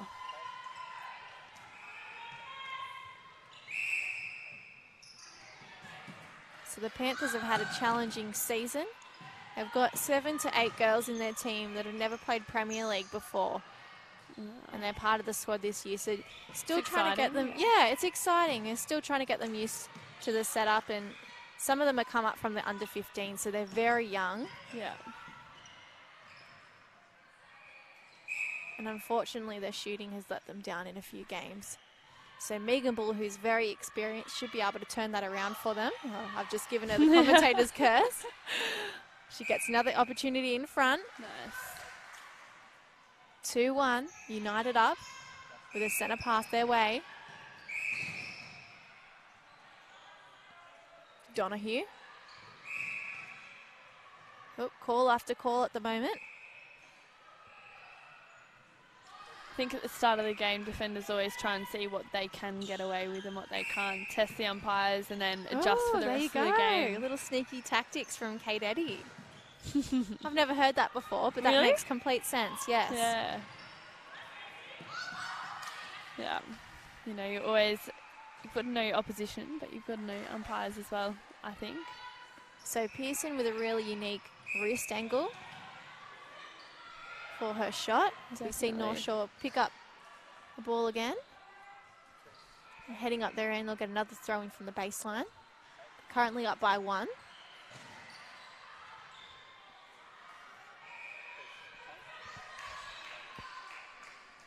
Should also mention that Natalie and Amy Sligar, who I mentioned are sisters, are twins actually. So I forgive the Panthers if they got a bit mixed up with who they're supposed to defend on the court tonight.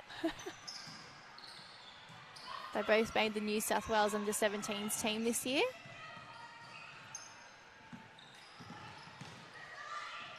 And Amy went on to make the under-17s Australian squad as well. It's exciting.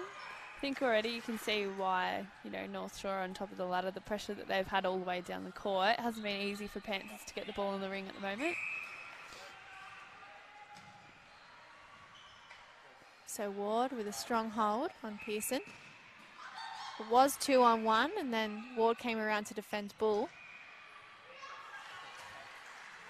3-all. And a pretty good coup for the Panthers, considering that was North Shore United centre. Over the top of the court, Slicker. Oh, good front position. Can't give it to her sister. The Panthers defenders steal it back. And Bull coming through, creates some space. Oh. That was an unlucky call. Yeah, it was. Tao had nowhere to go. She can't She go was into stuck, the circle. Yeah.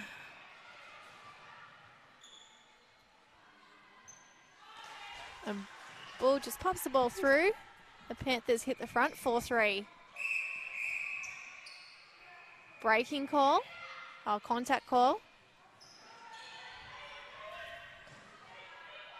Slicker to Slicker. I'm going to have fun calling that all night.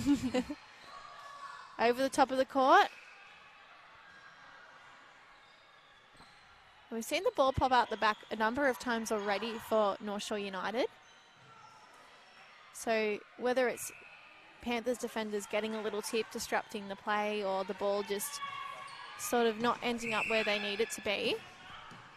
Yeah, I think at the start of the game also you still, you know, as much as you train together and stuff, you're still trying to adjust to the other team and, yeah, what their strengths are and what your strengths are and where to place the ball. Ooh.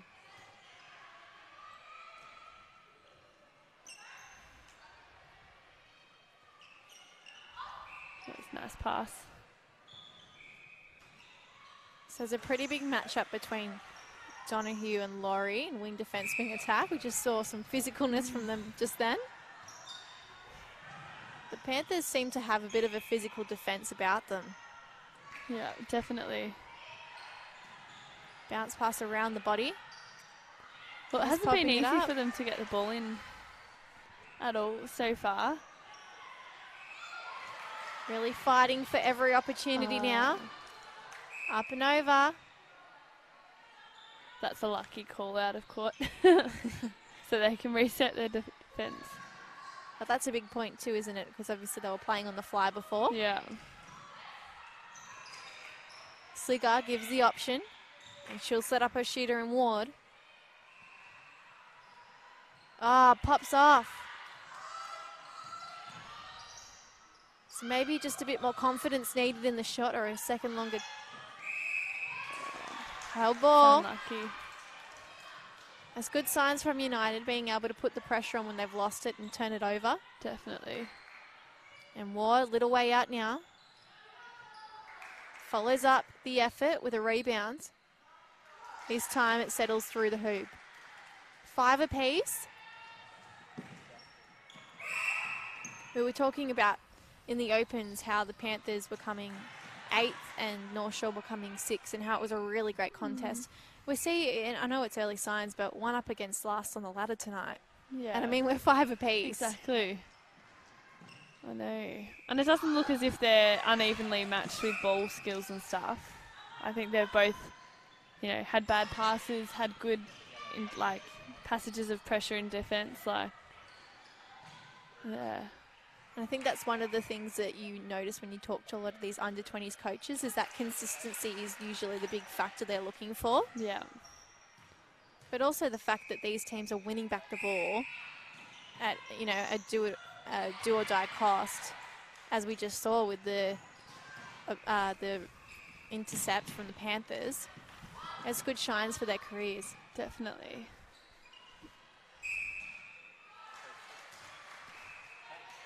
There you go. 6 apiece, and that was, again, a North Shore United centre. Yeah. So the ladder leaders aren't doing it easy here tonight on the Showcourt.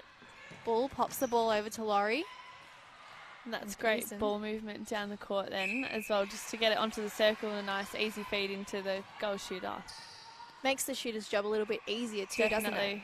Definitely. And when you get it on the circle, I think it's a lot easier for them to set their timing up as well, whereas if you're off the circle, they don't have that timing to judge off, and that.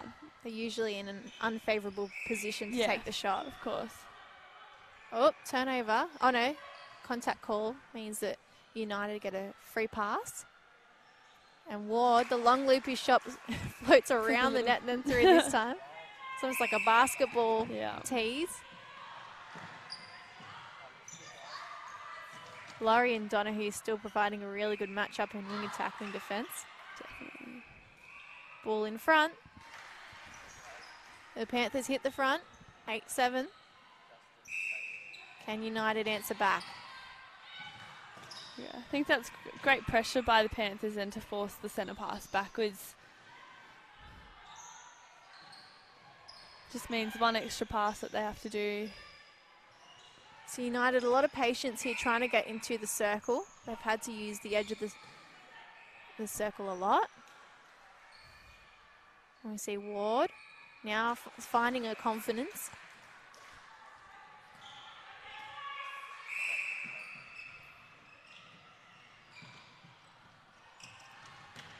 Towel. Oh, the timing was almost perfect, except should have almost faked it and then waited a little bit. A second later.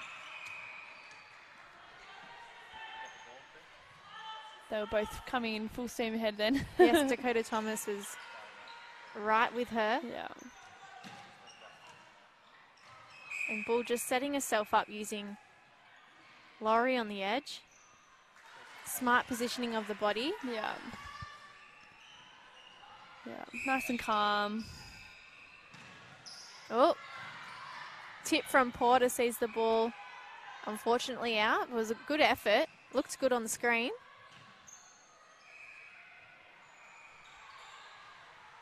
Up and over. Ward there waiting as a target.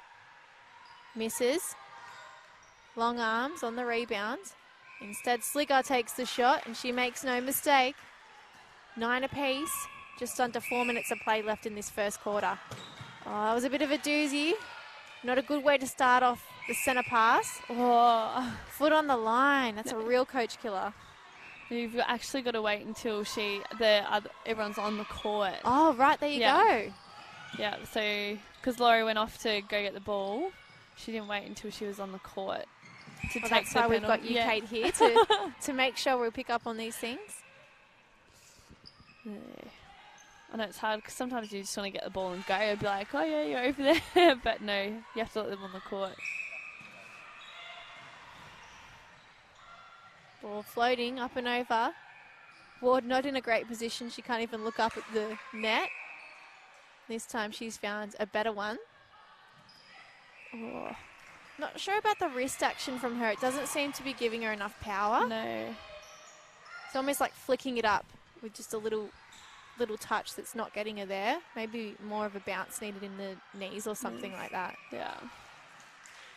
That's why there's two of them in there.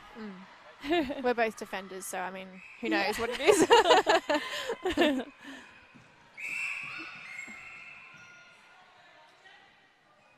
This time there's a contact call, so the Panthers pick up the ball and they decide to float it up over the top to Pearson.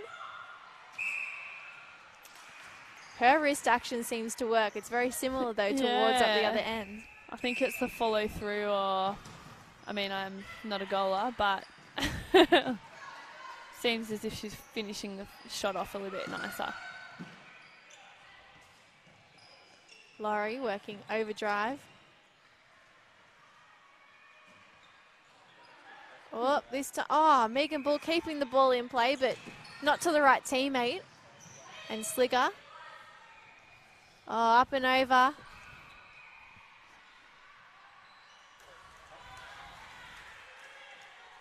Still a draw. 11-all. With under 2 minutes on the clock. Oh, great intercept by Slicker. Definitely two handles on it. Burton going cross court. I think the difference between these two teams is that United seem to always have two movements to the ball, whereas I think Panthers often have only one person coming to the ball, and it's very like step by step, where United seem to have everyone moving and everyone coming at the ball at different times, which is what you need. They seem to be quite fit and very bouncy in the fact that, they're always on their toes. You're right, there's two people coming forward for it. And they seem to be quite creative with what they do with their play. They don't seem to expect anyone to be in a certain position. No. They're just looking at what options are available and then adapting their play. Definitely. Reading off each other. Yeah, definitely. So United back in front, 12-11. Burton coming through strong for that centre pass. Slicker will come back to Thomas. And Burton, edge of the circle. Oh, decides to try and swing it. Oh. Step sees United pick the ball back up. And this time Ward's there waiting.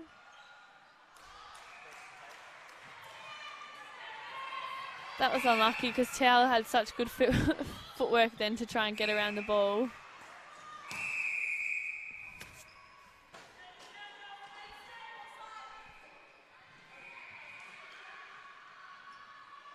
So United up by 2 goals as the Panthers kickstart the play again here. 13 seconds on the clock and United will take the throw in. 8 seconds. Let's see. Oh, if we can. 5 seconds now. Intercept. Turnover. Unfortunately we can't do anything with that. No. So United up by 2 goals.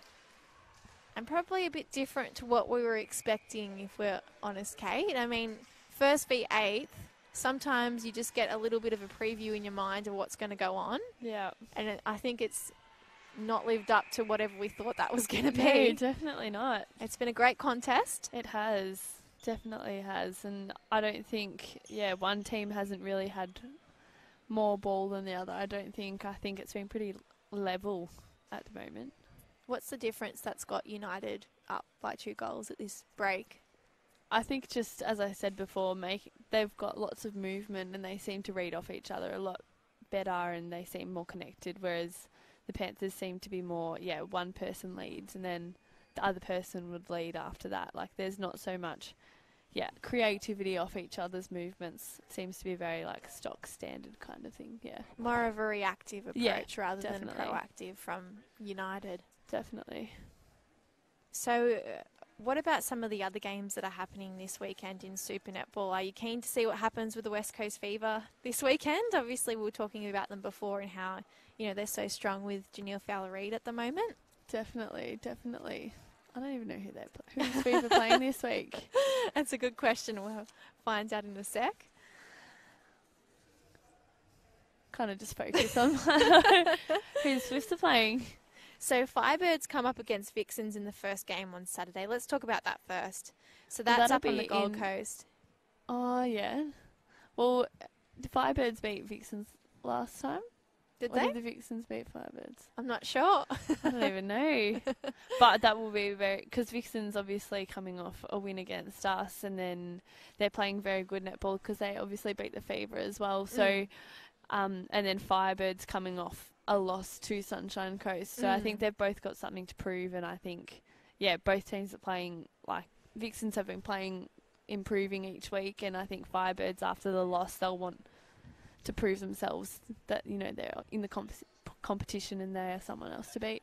I think that's a really good point. And I mean, Vixens are in 3rd spot, Firebirds 4. So it should be a pretty good matchup. And I mean, the Vixens did start really slow in this season, but then, they're up in 3rd spot. So obviously they're getting a lot of bonus points or they've just turned their season around completely. Yeah, well, I think they had a couple of games in a row. Obviously losing Chloe Watson was massive for them. And I think having Renee come back and I think they've, rebuilt their confidence within that team and I think that's shown within the last couple of weeks that they've won. So, Is it comforting to know that you can be someone like Renee Ingalls or Beck Bully, and obviously you're very young, but go off and have children and then come back to the sport you love and still be supported? Yeah, well, I think netball's very good like that now and within our, I think the league contracts and stuff, they do support women with pregnancies and stuff. So, women are able to get pregnant and still have a job, in build a family. sporting career. So I think that's very important. And yeah, it just shows the culture of netball and how amazing it is. I think that they're willing to support, you know, mums like Beck Bully and Renee because, you know, they're still amazing athletes. So they shouldn't be lost. No. Yes. And I think what's quite interesting is obviously there's a lot of talk about women's sport and, you know, what code's in front all the time and who's doing better, who's getting better pay. But I think netball obviously is still a clear front runner in terms of, you know, what they've been able to offer you guys. And you've got a pay, like they've announced there's going to be a pay rise again. And then this pregnancy and maternity stuff we've mentioned, I don't think that's happening in any of the other codes. No, I don't think so either. And I think netball's got such a strong foundation which allows all of that stuff to, you know, obviously it's not the same as what male athletes are getting, but I think it's only going to get bigger and better within years to come. And certainly promoting that TV product and getting it up to speed so it's the best it can be will help that. Yeah, and it's funny, like all my friends that come to my games and stuff, like they're not all like my guy friends. They're like not avid netball fans. They love, like, they get into it, they're cheering away, like they love it. So yeah, it's just such a great sport to be a part of, and I think we just need to, you know, get more exposure out there on Channel 9 and all of that stuff and just get people watching because it is so competitive and these close games this season are just so exciting. It's such a entertainment as well. How's the feed into Sligger? That was great work. I think one of the misconceptions about netball is that it's a non-contact sport. So definitely. I mean, watching this game just as we're speaking, there's contact happening. So it's not that that's what's sought after, but it's such a physical game. You really need to be at peak fitness to perform. Definitely, and I think, a lot of people do think, oh yeah, netball's for, like, not that competitive, it's not. But then, you know, you do get them to games, and I think they're like, oh wow, like, you can actually get away with touching somebody else, or like, because, you know, they always think, oh yeah, you have to stand 3 feet away, like, you can't body up on anyone, whereas, you know, I play basketball, and I think netball's more physical than basketball. That's right, you see a lot of fouls for nothing in basketball. Yeah, so... No. And I mean, what about the World Cup? I don't know if you've watched any of the soccer at the moment or seen any of the memes. But I haven't at the moment. There's definitely a lot of talk about someone like Neymar who, you know, someone just touches with their fingernail and then drops, you know, like they've just been hit smack bang in the face. No, I haven't seen that, but I know I have heard all the soccer, you know, dramas and just being touched and they fall over and act it out. So yeah. It is. Obviously, soccer does have its physicality as well. Of course, yes. Yeah. But you just won't see that in netball at all. God, no. People just want to get up and play Yeah, you don't want to fall over like Maddie Proud does every single... Well, we should give a mention to the Instagram account you were showing me before. Yeah, Net Nerds. It's very funny. Their latest one is of Maddie Proud, and if anyone's watched a Swifts game, Maddie does fall over all the time. And it is very funny. It's about her, I can't remember what exactly it is, but the caption of it is not so Grace on the Court because Maddie's book is called Grace on the Court. Oh, I didn't even pick up on that. The book that she's written. I think it's Name a Better Duo and it's her and the court, right? Oh, yeah, Name a Better Duo. Yeah, but Maddie will love me for that little shout out of her book too. So, she's apparently writing another one. Yes, she's actually in the middle of writing her second one, which is exciting. Maddie Turner has read the first one, so she's able to edit the second one. I can't do that because I actually haven't read the first one. Maddie does sometimes read me a chapter here and there before bed. She tries to. So, yeah. I don't know if that's a good thing, that it's putting you to sleep.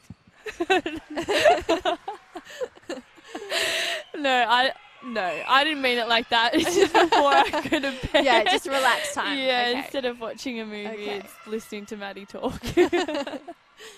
So it's important to mention that for Penrith, we've seen a change in wing attack.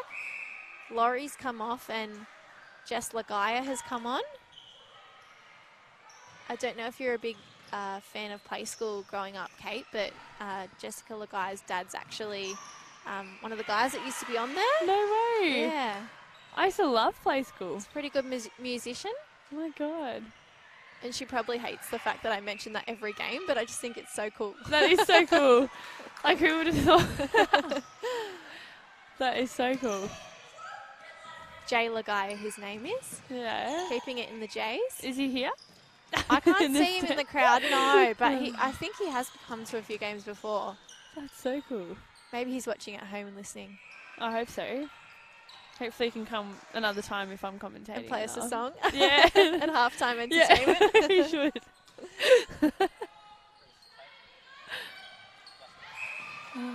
It's been a really great contest in the air so far. Definitely. Oh. She's all right. What a strong girl, Caitlin Porter.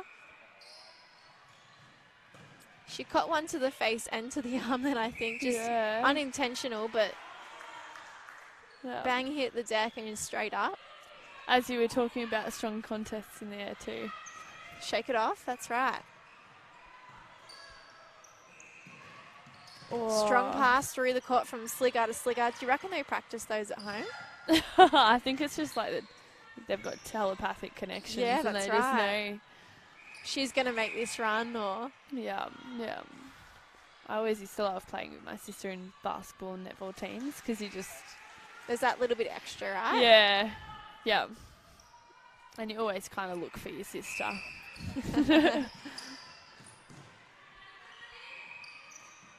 I think you also have some sort of understanding, whether you've watched them before or played with them, about what they're going to do. And, you know, we talk in netball about the connection when you're reading someone's communication through the eye, but, you know, just also knowing what to expect from them is a massive thing in netball. Definitely.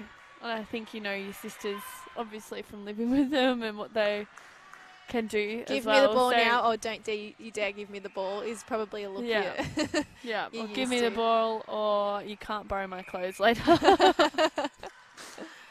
And the great thing about the Ward sisters is too, like, they're at opposite ends of the court, so surely you could just practice your defense against and your each attack other at home. That's so true. But they must have brilliant genes to both be, you know, competing at this high level. Yeah. It's funny, it always seems to be like if one person in your family is good at a sport, like it seems to be a lot of the kids are as well.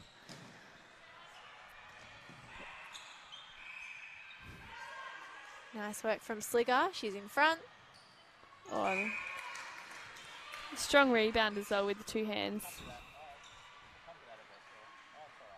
So there's a lot of battle for front position happening here. Tavaga's popped out. And unfortunately, they swung and got around her.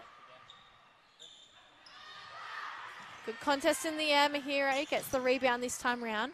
Tavaga with a drive, comes back and gets free. Towel throws a wishful pass and... Oh, that was three against one.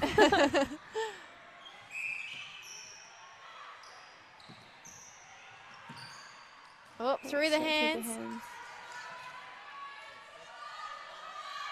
So United have pushed out for a bit of a lead. They're up by 6 at the moment. Oh, lovely work by Burton. And she'll take the throw in. Sligger coming through the air, gives it to Ward. I think if your attackers are getting intercepts and deflections, I think that shows a massive part that they are experienced and they don't just, you know, go through the motions. They're not just attackers. They do turn the ball over as well, which can, you know, differentiate the higher teams from the lower teams. If the transition, right? Yeah. And if not just your defenders are getting turnovers, like if you can get the ball up and with your wing attack and your goal attack, then, you know, it just makes your job so much easier and gives you more opportunity to score and get that scoreboard pressure. Just hesitating because it looked like there was a little bit of contact in the back and her shoe fell off, unfortunately. Yeah. Ball, long way out, takes it to the post. Still trying to put a shoe on. Gemma Donahue. Mixed up in communication, Panthers happy to capitalise on it. Ball goes across the transverse line to Towel. I didn't mention this before, but Riley Towell's older sister is playing in the Opens team. Is that Laura? Yes. Yeah. Yes. Yeah. I did think of that, actually. Laura Tao, she would have played for the Waratahs on the weekend as well. In the A&L team. Not sure, sorry. I'm not sure. But I'm sure she is a player of that calibre. Yeah.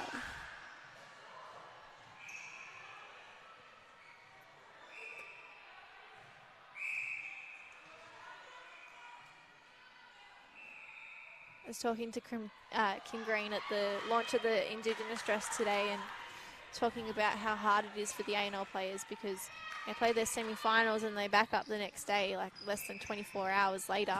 Yeah. I know, and sometimes the semi-finals are like as hard as the grand final because you want to try and make it into the grand final. It's funny, yeah. Because I was talking to a couple of the Fury girls who were saying that they're, you know, that the Giants girls were very unlucky because they did play like a grand final on the Saturday. Like it was such a tough game for them that they were like they looked spent and very tired. Well, they came up against Victoria, right? Yeah. Yeah. So in Victoria, we mentioned were the ladder leaders. So yeah. You're right. They would have had to live to get to that level and then you know back it up because the Magpies have been so good all season too. Yeah. No, exactly. Just, yeah, I think it's so physically and mentally draining for 2 games. I couldn't imagine that. And how much sleep would you get in between? I reckon nothing. Yeah, well, I was saying that for the girls for the Fury girls, they played late and they got back probably by the time they did recovery and ate dinner and stuff. It wasn't like, 8:30, 9 o'clock, and then they were up at 6:30 the next day ready to prepare for their bronze medal match. So, yeah, there's not much of a turnaround, so... Yeah, it does make it very hard for them physically and mentally to be able to turn on to a different team as well. I think, yeah.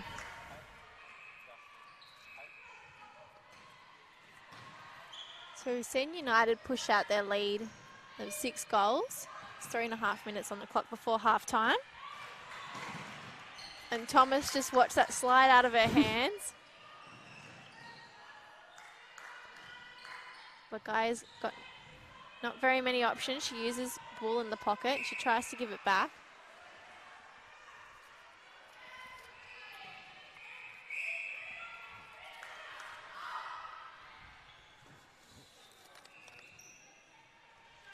Lovely shot from Pearson.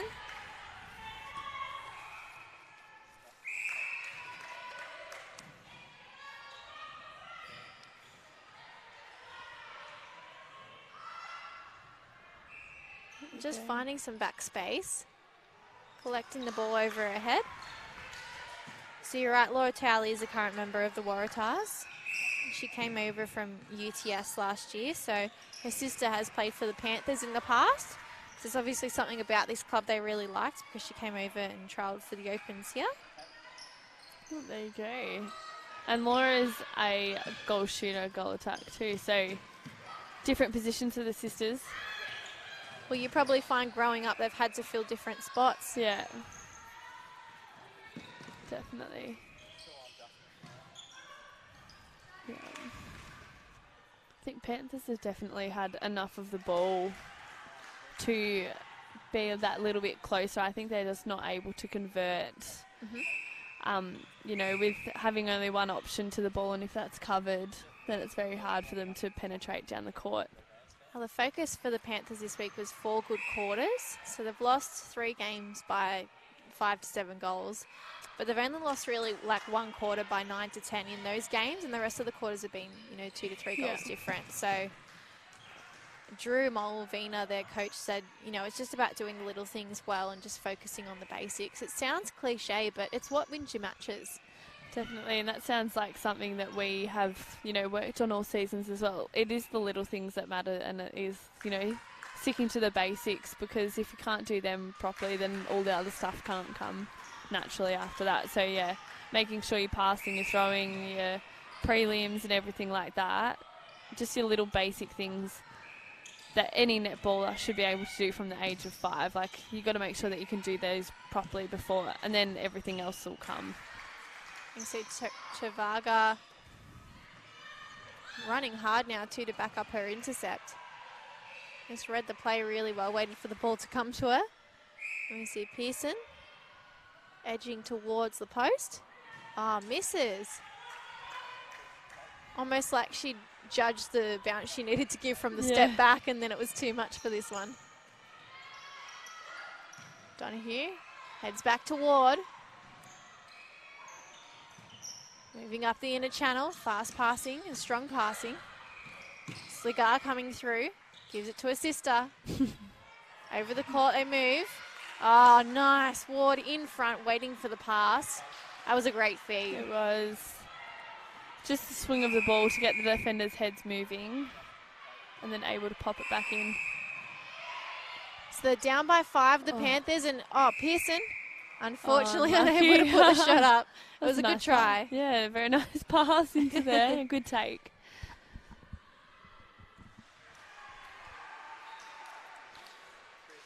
So United outscoring the Panthers in that quarter, 12 goals to 9. So relatively close. Only 3 different. Definitely. I mean, it's still only 5 goals. 5 goals is, you know, Nothing. 3 turnovers and then making sure you convert your own centre passes. So, yeah, the Panthers are definitely still in the game, and I think it seems to be a very defensive game. 20 to 25. It's not very high scoring. I think there's a lot of turnovers and a lot of errors that each team are making. And the defence is really shining too. Yeah, definitely. So I think it's anybody's game at this moment. You can see lollies being given out to the Panthers sideline. Oh, they should be able to throw some over to us, I think. So just back to Super Netball.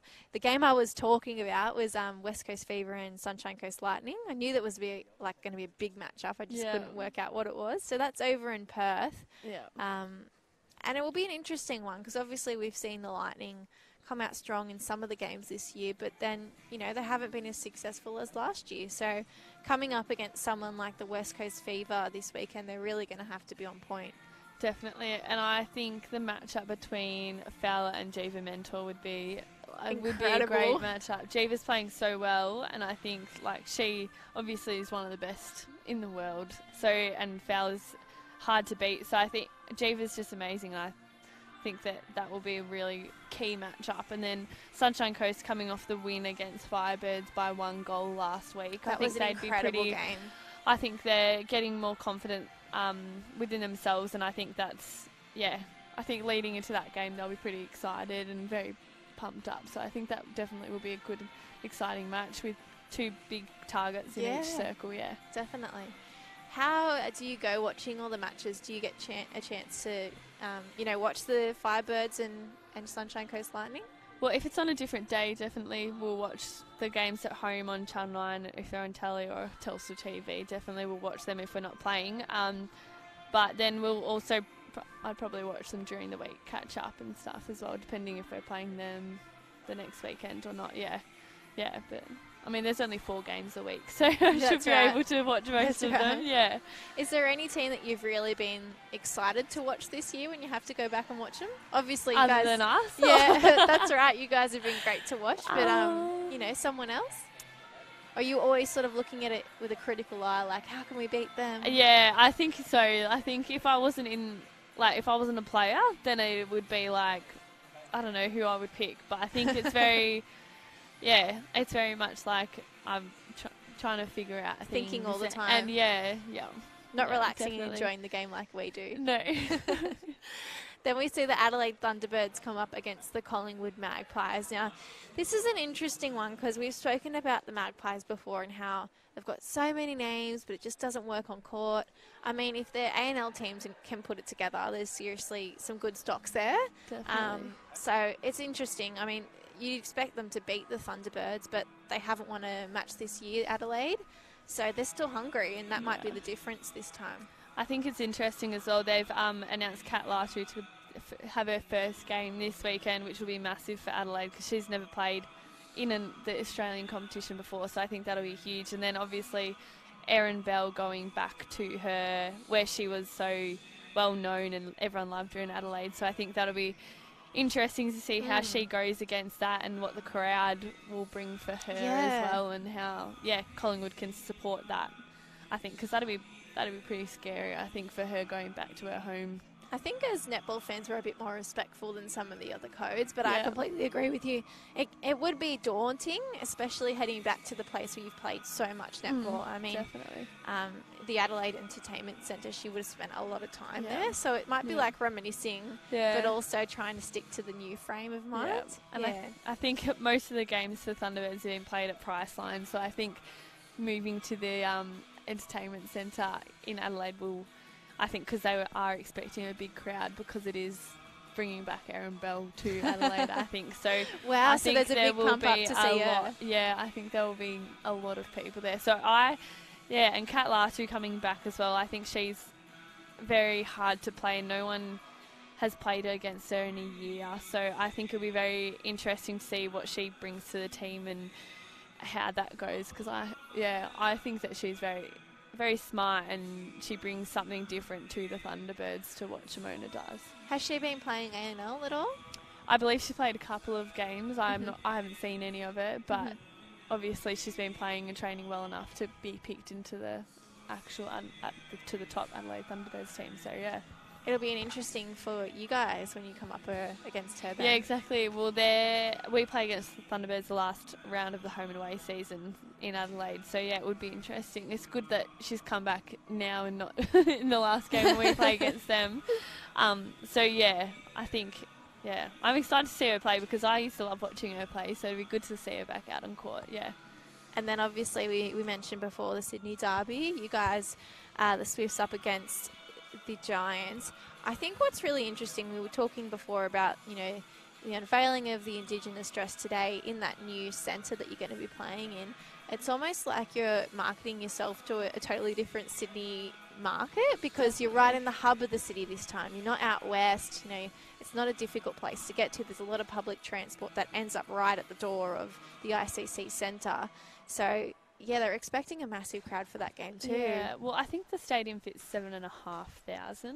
I think someone was saying to me today, and the Key Centre only fits like 5,000. So it should be interesting because, as you said, it's a lot easier for people to get there from all parts of Sydney. I think out here, being like to the west, like people if they're from the beach or something, they have to get into the city and then come back out or something like that if they're going to catch public transport, which they, on the weekend they just have to get into the city. So, yeah, it should be exciting. I'm pretty excited for it. So, yeah, I'm pretty sure that you guys are the first sports team to actually play there. Yeah, because I think it's normally just a stage for people to. Well, I believe Shane from the New South Wales Swifts, your media manager, was telling me earlier today that apparently there were no venues really available this weekend, and the Key Centre wasn't big enough for the Derby, obviously, because they're expecting a big crowd. So that's why they reached out to the ICC. And I mean, how fantastic for them that they can now market themselves as sport hosts. Yeah, I know. It'll be interesting because I think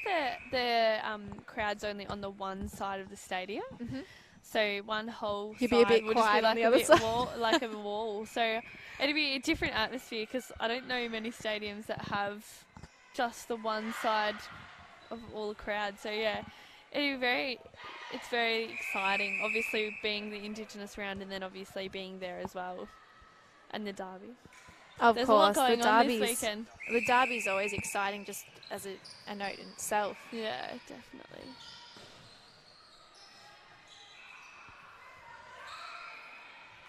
North Shore going up over the top and through.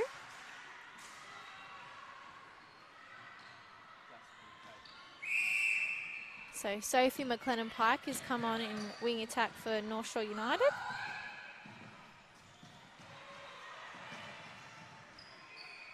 She was actually sitting on the bench for the Opens team and warming up here and there too. So clearly a talent that the Opens and under-20s are keen to share.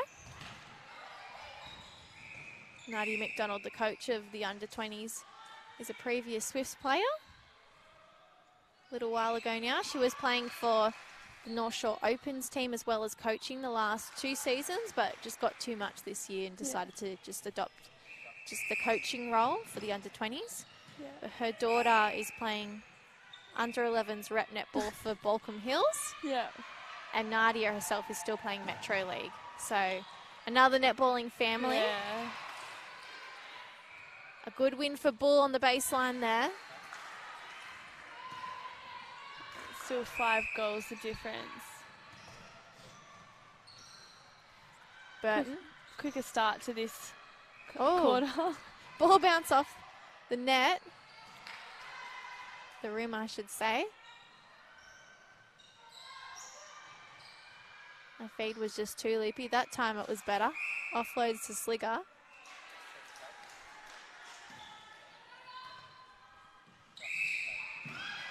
Tau starts the centre. Quick work between Lagaya and Bull.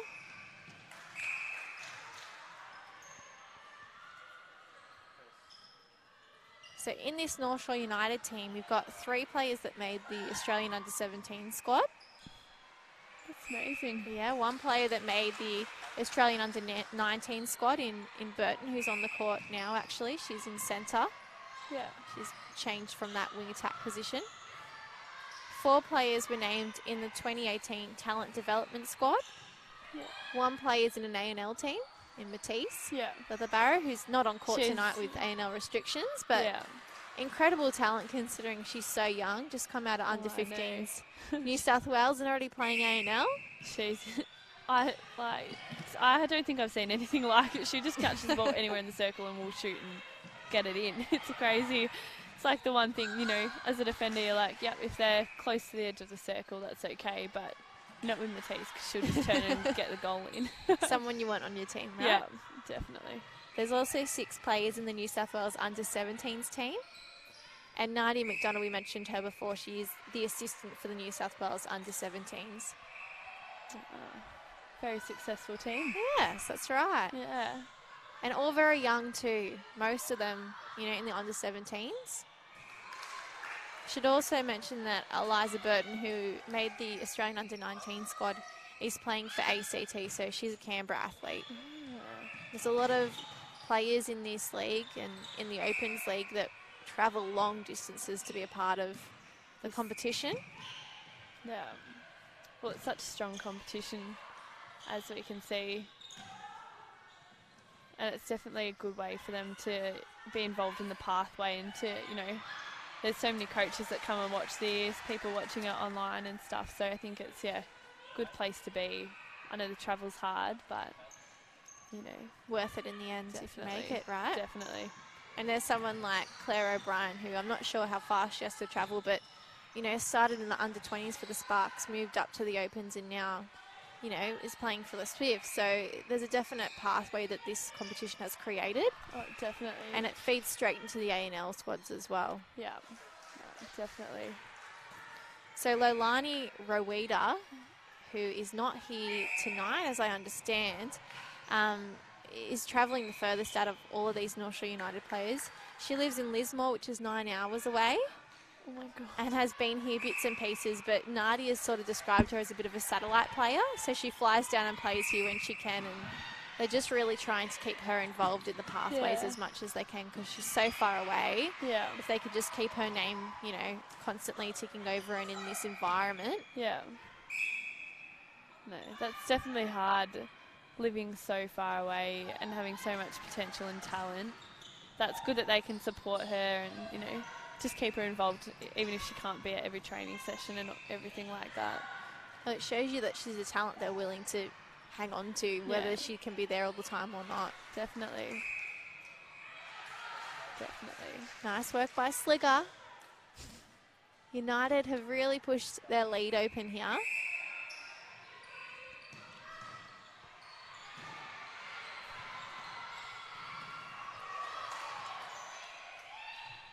A lot of talk being done by the bench and the players on the court. Oh, it's hit from the Panthers. That's really well done. I think the thing keeping the Panthers in the game are the goalers for United seem to have missed a fair few shots tonight. So I think that's been very lucky for them, and they've been able to get the rebounds to try and give them another shot at goal.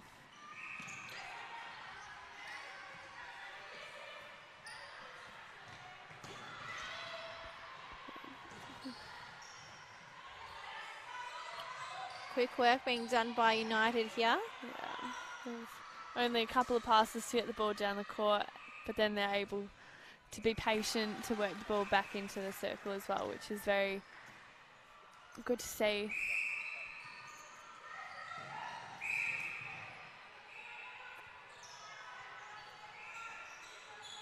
So they've made it to change their defensive unit for this third quarter.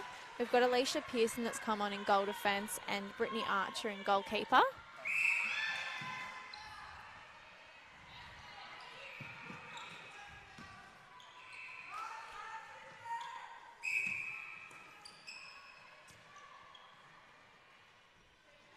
Although Burton's been pulled up a couple of times for contact, she's really right on the body of Towel, and quite often, you know, they're a bit hesitant to pass to her because she's got such a strong presence next to her. Definitely. I think that's, as you pass to someone, you've only got 3 seconds of the ball, so if you see someone right on, you know, your teammate, you look somewhere else, and I think that's what Burton's doing really well. Just to be a presence and to be there makes, you know, the other team not really want to pass the ball to her, to Towel at all. Burton decides to feed. Ward in front. Seems to have got the wrist and bounce action perfect now. Just spoken like a true expert. Ball popping out for the centre pass. Again, Tao just... I'm not sure what's happening there, but the defender seems to be creating doubt in the passer's mind to her. Definitely, which then causes the feeders to feed it in the wrong spot and then causing it to go over the baseline. So maybe just needs to be on her toes a little bit more, find a bit more space. Definitely. It's hard to say from the sideline, but Ward is keen for the pass and takes the feed, puts it through the hoop.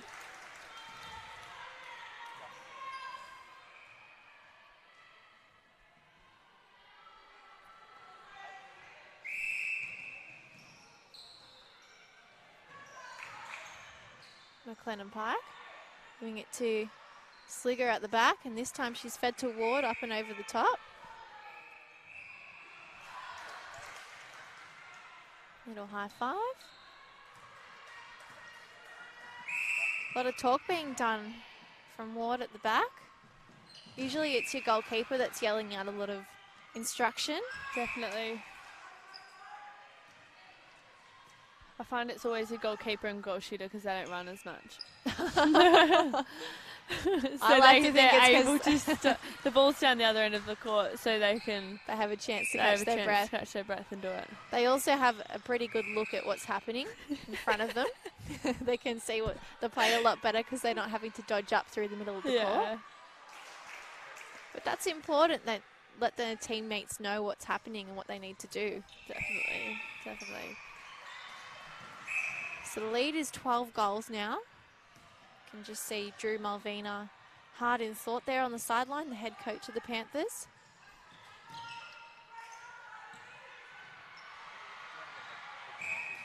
So Drew's actually coached since the 2002 State League, and he started off with Norse and then coached at Penrith, the Hills and St George after that. Been back and forth a few times. He was Lisa Behag's assistant coach for the Opens last year and stepped up to the under-20s head coach position for 2018. And been a New South Wales mixed coach the last 3 years and was also the Australian mixed coach. So coming from a different part of netball, but it's the same game, isn't it really? Yeah, definitely. Same basics as we were mentioning same rules, before. umpires call the same things, I guess. So yeah. Same physicality. Definitely. And he's apparently coached indoor netball for 10 years too, so he's obviously very used to a fast-paced game. Yeah. Well, I've never played indoor netball. As funny as that sounds. Yeah, that is funny. Yeah. Oh, little tip from McLennan Pike. Stretched up above her head. Forces the turnover for North Shore United. Unfortunately, that great effort from Archer goes wasted.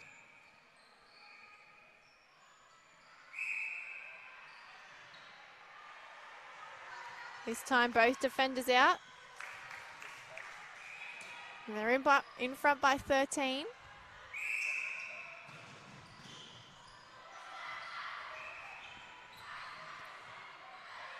Ward calling for it. Can't understand why there was such a delay in getting I know. the ball. At one stage, both shooters were calling for it.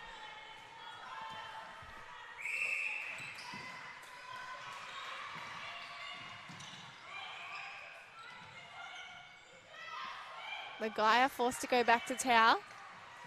She'll go cross court to Bull. Up and over. Pearson strong. Waiting. Decides to find a better position. Now shooters are both stuck. Wasted opportunity. Yeah, I think Panthers were doing really well then to just, they seemed to not get too caught up in the moment of not being able to feed the goalers then. They just kept passing it to each other and working it out. Then, yeah, it's almost like the pressure was too much and just tried to get rid of it. So, yeah, awesome work by the United defence, I think, for that, to be able to hold them up, and then force an error. McLennan Pike. Little lofted ball. Ward finishes.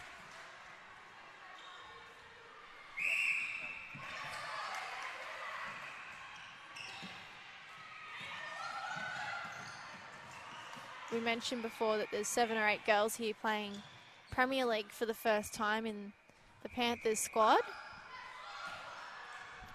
I think that's it, you know, that's so cool because obviously if they're young as well, they could probably stay together for a little bit and then hopefully in a couple of years they could be really successful. Or even now, like, their first half wasn't that bad. Like, they were so competitive at the start, and I think, yeah, just being able to build those combinations a little bit more and with more experience and everything, they can only get better from here.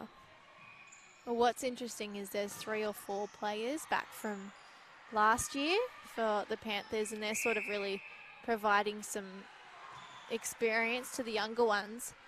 But it isn't the club and the team, is in a big rebuilding phase, really. I mean, they've got a new coach. They've also got all these new players. And this team were very successful the first 2 years, so they've got high expectations on themselves. I mean, they won the first year in the grand final, and they had to win 6 games, including the grand final, to get there. So they went from, you know, being outside the top 4, winning 6 games in a row, being on the biggest high you could be on. And then last year were the minor premiers and unfortunately lost in the grand final. So, as I mentioned, they are used to being successful, and what might be hard for some of these other players that are so experienced and been around the team a little bit longer than the new ones is they're used to that winning feeling.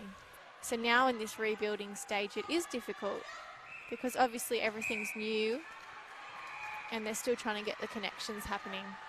Definitely. And it's not hard to lose either for anybody, whether, you know, you've been winning before or not. So, yeah. But, I mean, look at the Swifts. Look at what happened with them, you know, last year. I mean, you didn't have a horrible year, but it was certainly a rebuilding stage, wasn't it? And then this year you've come out really strong. Yeah, well, definitely. I think the girls, they won three games last year, and I think we've won 5 this year. So we've already done better, and we've still got 5 games to go. So, you know, and we have finals in our minds, and, you know, that's something that we really want to play.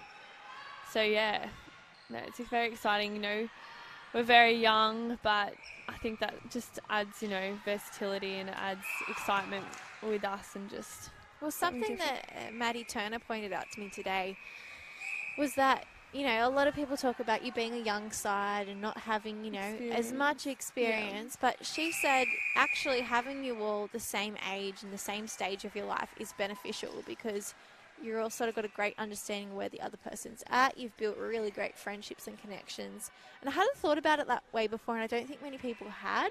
It was great insight knowledge. Yeah, and I think, like, we're going through our, like, the journey and the stage of our life together, which I think, yeah, as Mad said, like, that's so important because, you know, and as well, so many of us have, like, moved away from home, and to be the exact same, like, you know, kind of in similar age and, you know, with all of that stuff, like, we're just, like, we're almost a bunch of best friends, like, playing netball, and I think that's, like, why we have been playing so well this year and, you know, what has got us over the line in those close games because, you know, you go that extra mile for your best friend, like, so I think, yeah, exactly what Maddie said about us being, very close in the exact same stages in our life. Like we can celebrate the same things together, and go through the same issues together, or those little things that you would be going through with all your other friends outside of netball, but you just have them in netball too.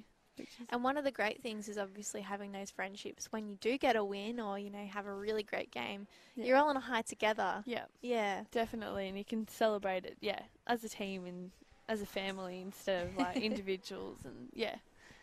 Especially so many of you coming from all different parts of Australia and, and overseas. You've really built that family connection, I think, is what you're talking about. Yeah, definitely. And, the support staff have been massive in that too. Like, Bryony and Anita, our coaches, they're huge on that. Like, obviously, Bryony has kicked, little boys and, so she's had to give up that stuff to be a head coach. And Anita as well, she's got family and all of that stuff. So, I think everyone's, it seems so, homey at the Swifts. And it's very much a lot of sense of home and, cause it's a home away from home for a lot of us girls, And Brioni's obviously in her first year of Super Netball. She's doing really well. Yeah, Bri, she's amazing. She's such a legend. She's so, she's come in, with the perfect attitude of, being, she's so adaptable and she's open to everything, and I think one of her best qualities is being you're able to go up to her and have a chat to her about anything. She's very open and approachable. Yeah, definitely. You don't want a coach who you can't go up and talk to and question and ask for feedback. Whereas Bryony's just so very open to and willing to give it out. And same as Anita. They're just always willing to give you more, and they're so approachable. You're not scared to go up to them and see what they're going to say back to you. It's always from the heart and it's from a good place whenever they talk to you. So yeah. Well, you mentioned before that, when it's your friend or your family that you feel you want to play better for them and you want to do everything right by them, it'll be the same by the coach and the assistant coach and the support staff in that sense, because if you have that amazing connection with them, you really want to get Bryony, have her first amazing year coaching and having, a great few wins under her belt. So I'm sure that would make you work the extra mile as well. Oh, definitely. You want to do it for everybody, It's the same as anything. If you have something outside of netball, you want to do it for your best friend, or, you want to be able to do the best for yourself as well as all your family and your friends. So, I think having the respect for your coaches as well just makes it so much easier to go out there and play your best netball and put your best foot forward at the end of the day.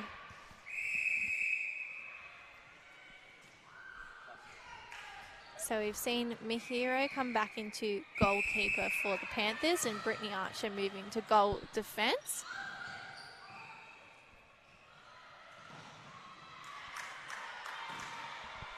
Some good, strong driving from Laurie, I believe, who's come back on. Yep, into wing attack.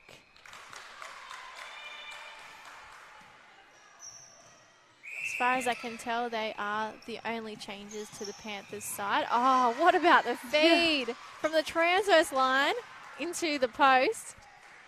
I think it was Slicker to Slicker. Yeah, look at the two of them smiling.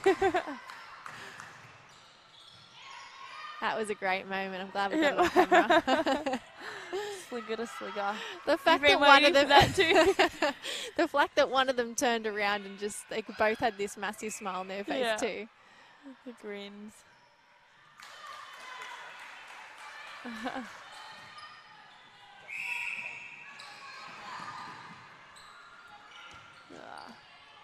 Burton's just so quick with her decision making, being able to just catch and throw. Oh, Porter straight on the crumbs. Creates something out of nothing for the Panthers. They push up now through Laurie. There has been a change to goal defence for North Shore United.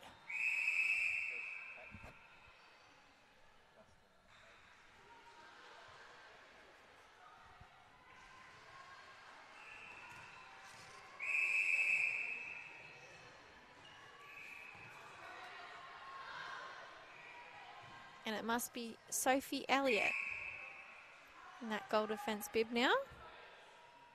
First time we've seen her on the court tonight. In the third quarter, we saw North Shore United beat the Panthers by 18-9, so they doubled what they were able to do. Which, as you said before, has been, they've had one quarter of a blowout to 9 or 10. So hopefully this last quarter they're able to fight back and potentially That's gain right. some. I mean, especially when you look at the first quarter, North Shore were up by 2 goals, 13-11. Yeah. Then they were only up by 5, 25-20. And then after this third quarter, the Panthers are in a pretty big predicament now where they have to, pull off something magnificent to take the win. Yeah. So that one quarter is proving the difference for them. Definitely.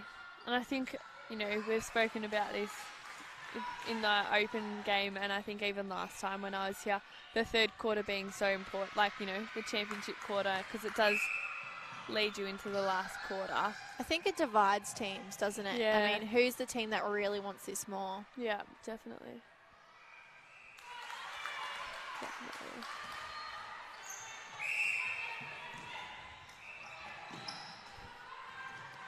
Burton. Oh, there's bodies on the ground. Ward. Great drive. Received the ball over her shoulder. They're up by 12 United. Bull to Laurie. Straight into Pearson. Strong hold in front then.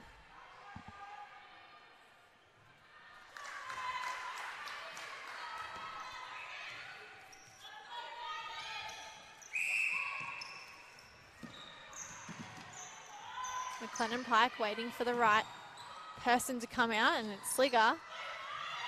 Good front position there. That's a little win then, or a big win really.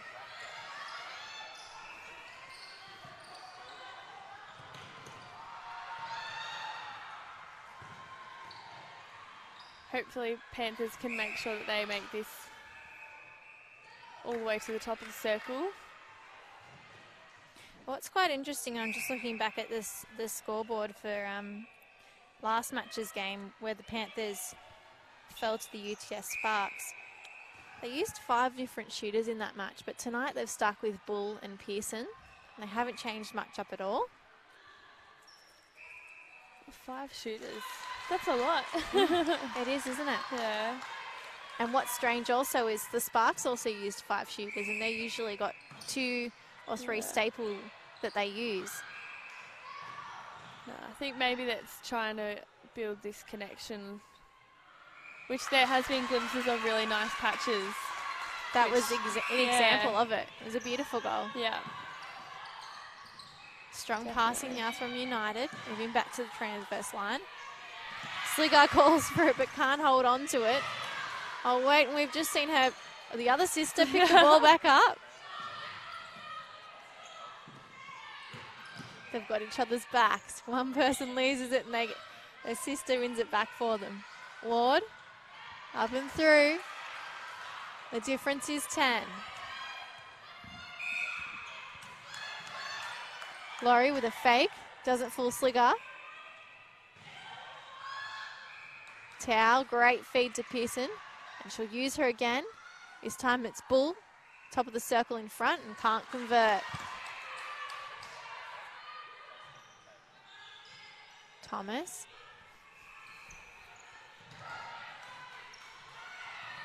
Oh, ball out of reach.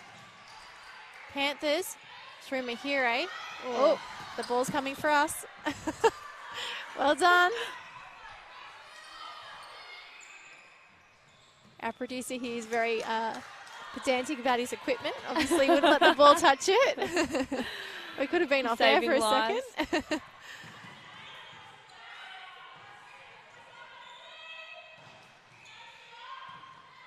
Laurie gives it back to Bull. She looks to feed. Pearson's in front. And she'll give it back to Towel.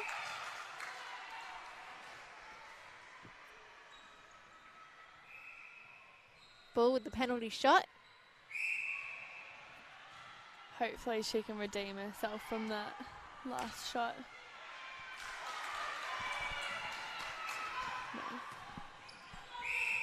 8 minutes 20 left in this round 6 match. great understanding between Burton and Ward about when to push back and find the backspace. Definitely.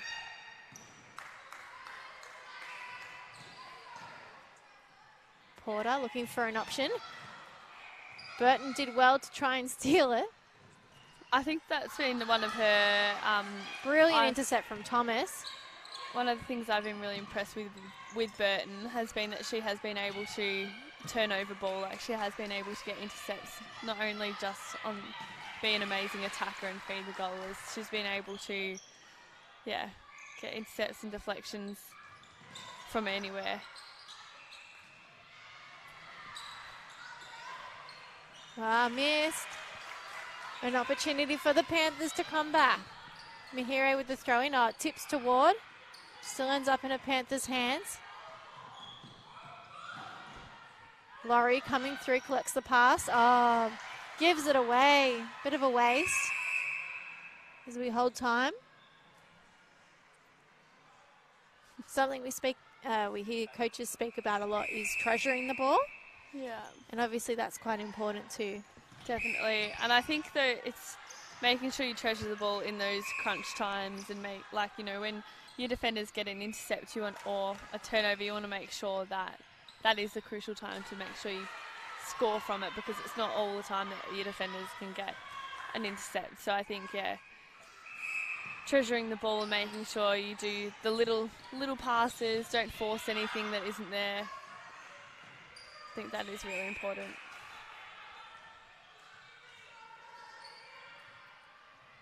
You see Ward with the shot. So United are at the top of the ladder, but I don't think tonight has been an easy match for them. Definitely not. I think they have been put through their paces and they have earned the 12-goal win at the moment. And that either speaks two things. It either says that, United, are there by gritty wins, but not just through talent and being better than the other sides.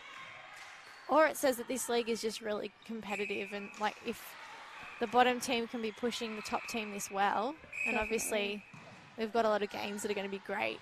Definitely. I think it's both of those things. I think United have been very composed and very good with their ball placement and their ball movement. But I think definitely the competition is very close, and I think, I don't think the scoreboard really reflects the talent that we have seen and the little glimpses that we've seen from the Panthers. It was the same in the Opens game before this. We didn't think that the score reflected what happened there either. No, I think it's just a couple of, bad passes that does end up leading to a couple more goals in somebody's favour.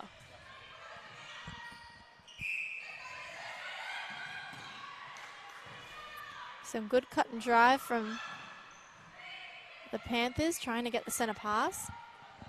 And Tao looks to feed, but ball's on the ground. Pearson's able to find some space, just has a little... Oh, look, she looks like she's in pain. Are they going to hold time? I think it's a cramp.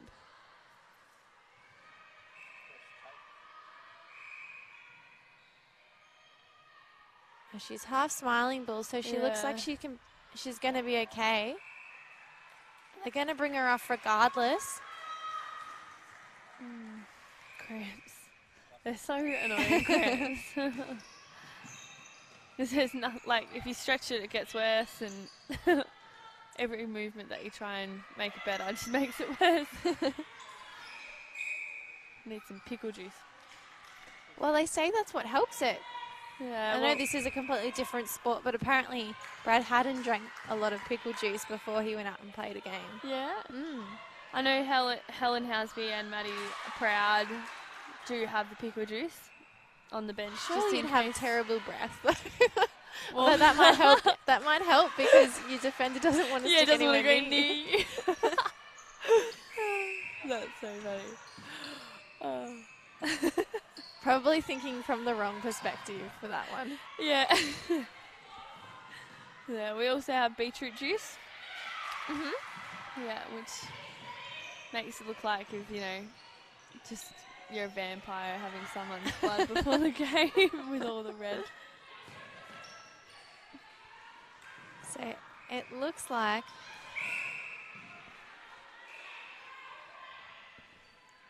just trying to work out who the player is that's come on.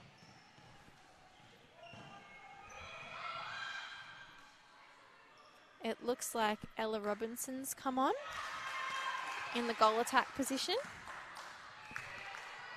So played her first game last week, and she's actually been out injured up until that point. So in the combined high schools competition, unfortunately she had her feet taken out from her and suffered a concussion. Her coach had seen her a couple of times playing down in Sutherland. She's from that area and was a training partner with the Stingrays last year. So a good pickup for the Panthers.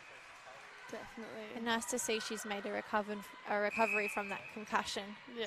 That's nasty. Because concussions, you have to be careful with them. Obviously, because it can affect you long term. Because I know a couple of girls that have come back too early and it's caused, further damage. So they have had to be off netball for like an extended period of time, or in other sports as well. So I think it's good that there's a lot of protocols these days in a lot of sports preventing people to come back, and there's a lot more tests that you have to do before you are cleared to be able to come back, because, it's not as if it's just like an ankle injury or something where, your brain's very important. That's right. Yeah. So what have they done during the games they've come back in to make the injury worse? Well, I guess if it hasn't, been properly healed and stuff, you can always get swelling, which then causes more, you get blurred vision and you get dizzy, which then obviously makes the, it's not even rehab time, it's like your comeback time longer, because, you can't really do anything with a concussion either. You can't get your blood pressure Sit up and wait and it stuff. out. You can't, it's not as if, you can go for a bike ride or anything like that to get off your legs. Like, it's very, very hard. I've had a concussion. Ooh. Burton and Elliot running into each other. Yeah. No, but I think it's a good thing that there's a lot of protocols these days for many sports that do look after concussion. And I went to the ice hockey the other day, which was at Kudos Bank Arena, and they were promoting concussion and head injuries within the sport, and that's why they are travelling around Australia for the USA and Canada, which was really cool to see. Did you enjoy that game? I went last year and it was really fantastic. Yeah, I've never even watched ice hockey before, and it was pretty cool. Like, the so atmosphere. Just explain to me one thing before we get into that. Did you guys play at the same arena before? No, we played at the Key Centre. Right, because I was going to say, how did they set the ice up in time after you guys? And sorry, silly question. We played on the ice. Did you watch? I actually looked at you for a second then and was That's like, why Maddie was on the court, on the ground all the time. Because, no, we played at different venues. But it was pretty cool. Like, it's pretty intense and very physical. Like, they're allowed to just slam each other against the wall, which I thought was pretty cool. And I've never really seen anything like it before. I really enjoyed it when I went. You're right, and it's such a different culture coming into that sport. You can obviously tell the American and Canadian influences on it. It's just so over the top, and the music for everything, and it's very true. The not the commentator, what's he called? The host guy. He was like the American. MC. Yeah, he was like cool, and it was so weird to just like hear an American person take the event. Yeah. Like, because everything in Australia is like so Aussie, so it was just weird to have that in Australia. I thought like I was in America, and it's pretty cool. So I think the Panthers actually outscored North Shore United in that last quarter, and they're straight on for the warm down. We'll wrap up this match very shortly, just in front of the camera.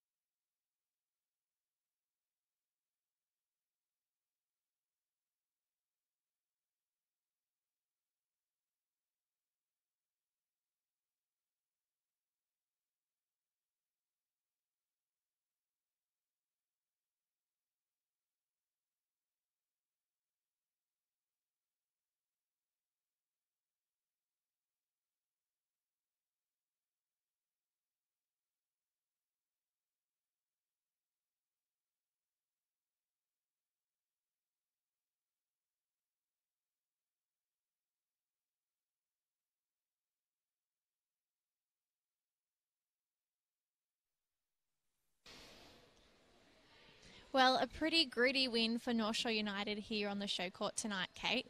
What are the big takeaways from that win for them? I think that, as we spoke during the match, that I think the United just had more options, and they always had two leads to the ball and they were always moving, and they just seemed to be more connected than the Panthers. I think they were very, they had one lead to the ball, which at the end of the day, if that's shut off, then it kind of leaves them in a little bit of a panic mode, and I think that's why they threw a couple of errors that they probably shouldn't have thrown away. They did mix it with United really well in the first two quarters especially, and then it was that third quarter that really let them down, and despite winning the last quarter by 4 goals, too difficult to come back from that third quarter. Yeah, definitely, and I think that's something that you said that they were trying to work towards, which is consistency with 4 quarters, and I think just to have that lull does make it very hard to come back to. So yeah, I think they will go away from this game and try and figure out what to do to make sure that they are consistent with their 4 quarters. Okay, a player from each team that stood out for you? I think Burton, she was very strong in her attacking and her defence. She was able to turn over ball, and then she was able to be patient and feed the ball in from not only on the circle but from everywhere. And then Laurie. I didn't want to pronounce Charlotte Laurie. I think she was had very strong movements and being able to get onto the circle. I think she did throw a couple of balls away, but I think she was very on the centre pass. She was always an option, and I think she created some movement in the attack end. So you picked 2 shooters for the Opens game, and now you've picked 2 mid-quarters. I think I'm very tough on defenders, being a defender. I don't want anyone to come and take my places, so no defenders. Thank you so much for joining us again, Kate. We hope you'll come back. Second time so far this season, and you said you've enjoyed both times. I hope you're true to that. Yeah, definitely. I wouldn't come back if I didn't like it. Hopefully you'll have me back. Definitely. It's been great to have you alongside tonight. Thank you. So we'll be back next week with round 7 of the Opens and Under-20s Samsung Premier League. It's going to be a big one because it's the halfway point in the season, so we're getting to a really important turning point in the competition. Stick with us then, and we look forward to having you with whoever is in comments. Yeah, maybe Kate, maybe someone else. See you next Wednesday.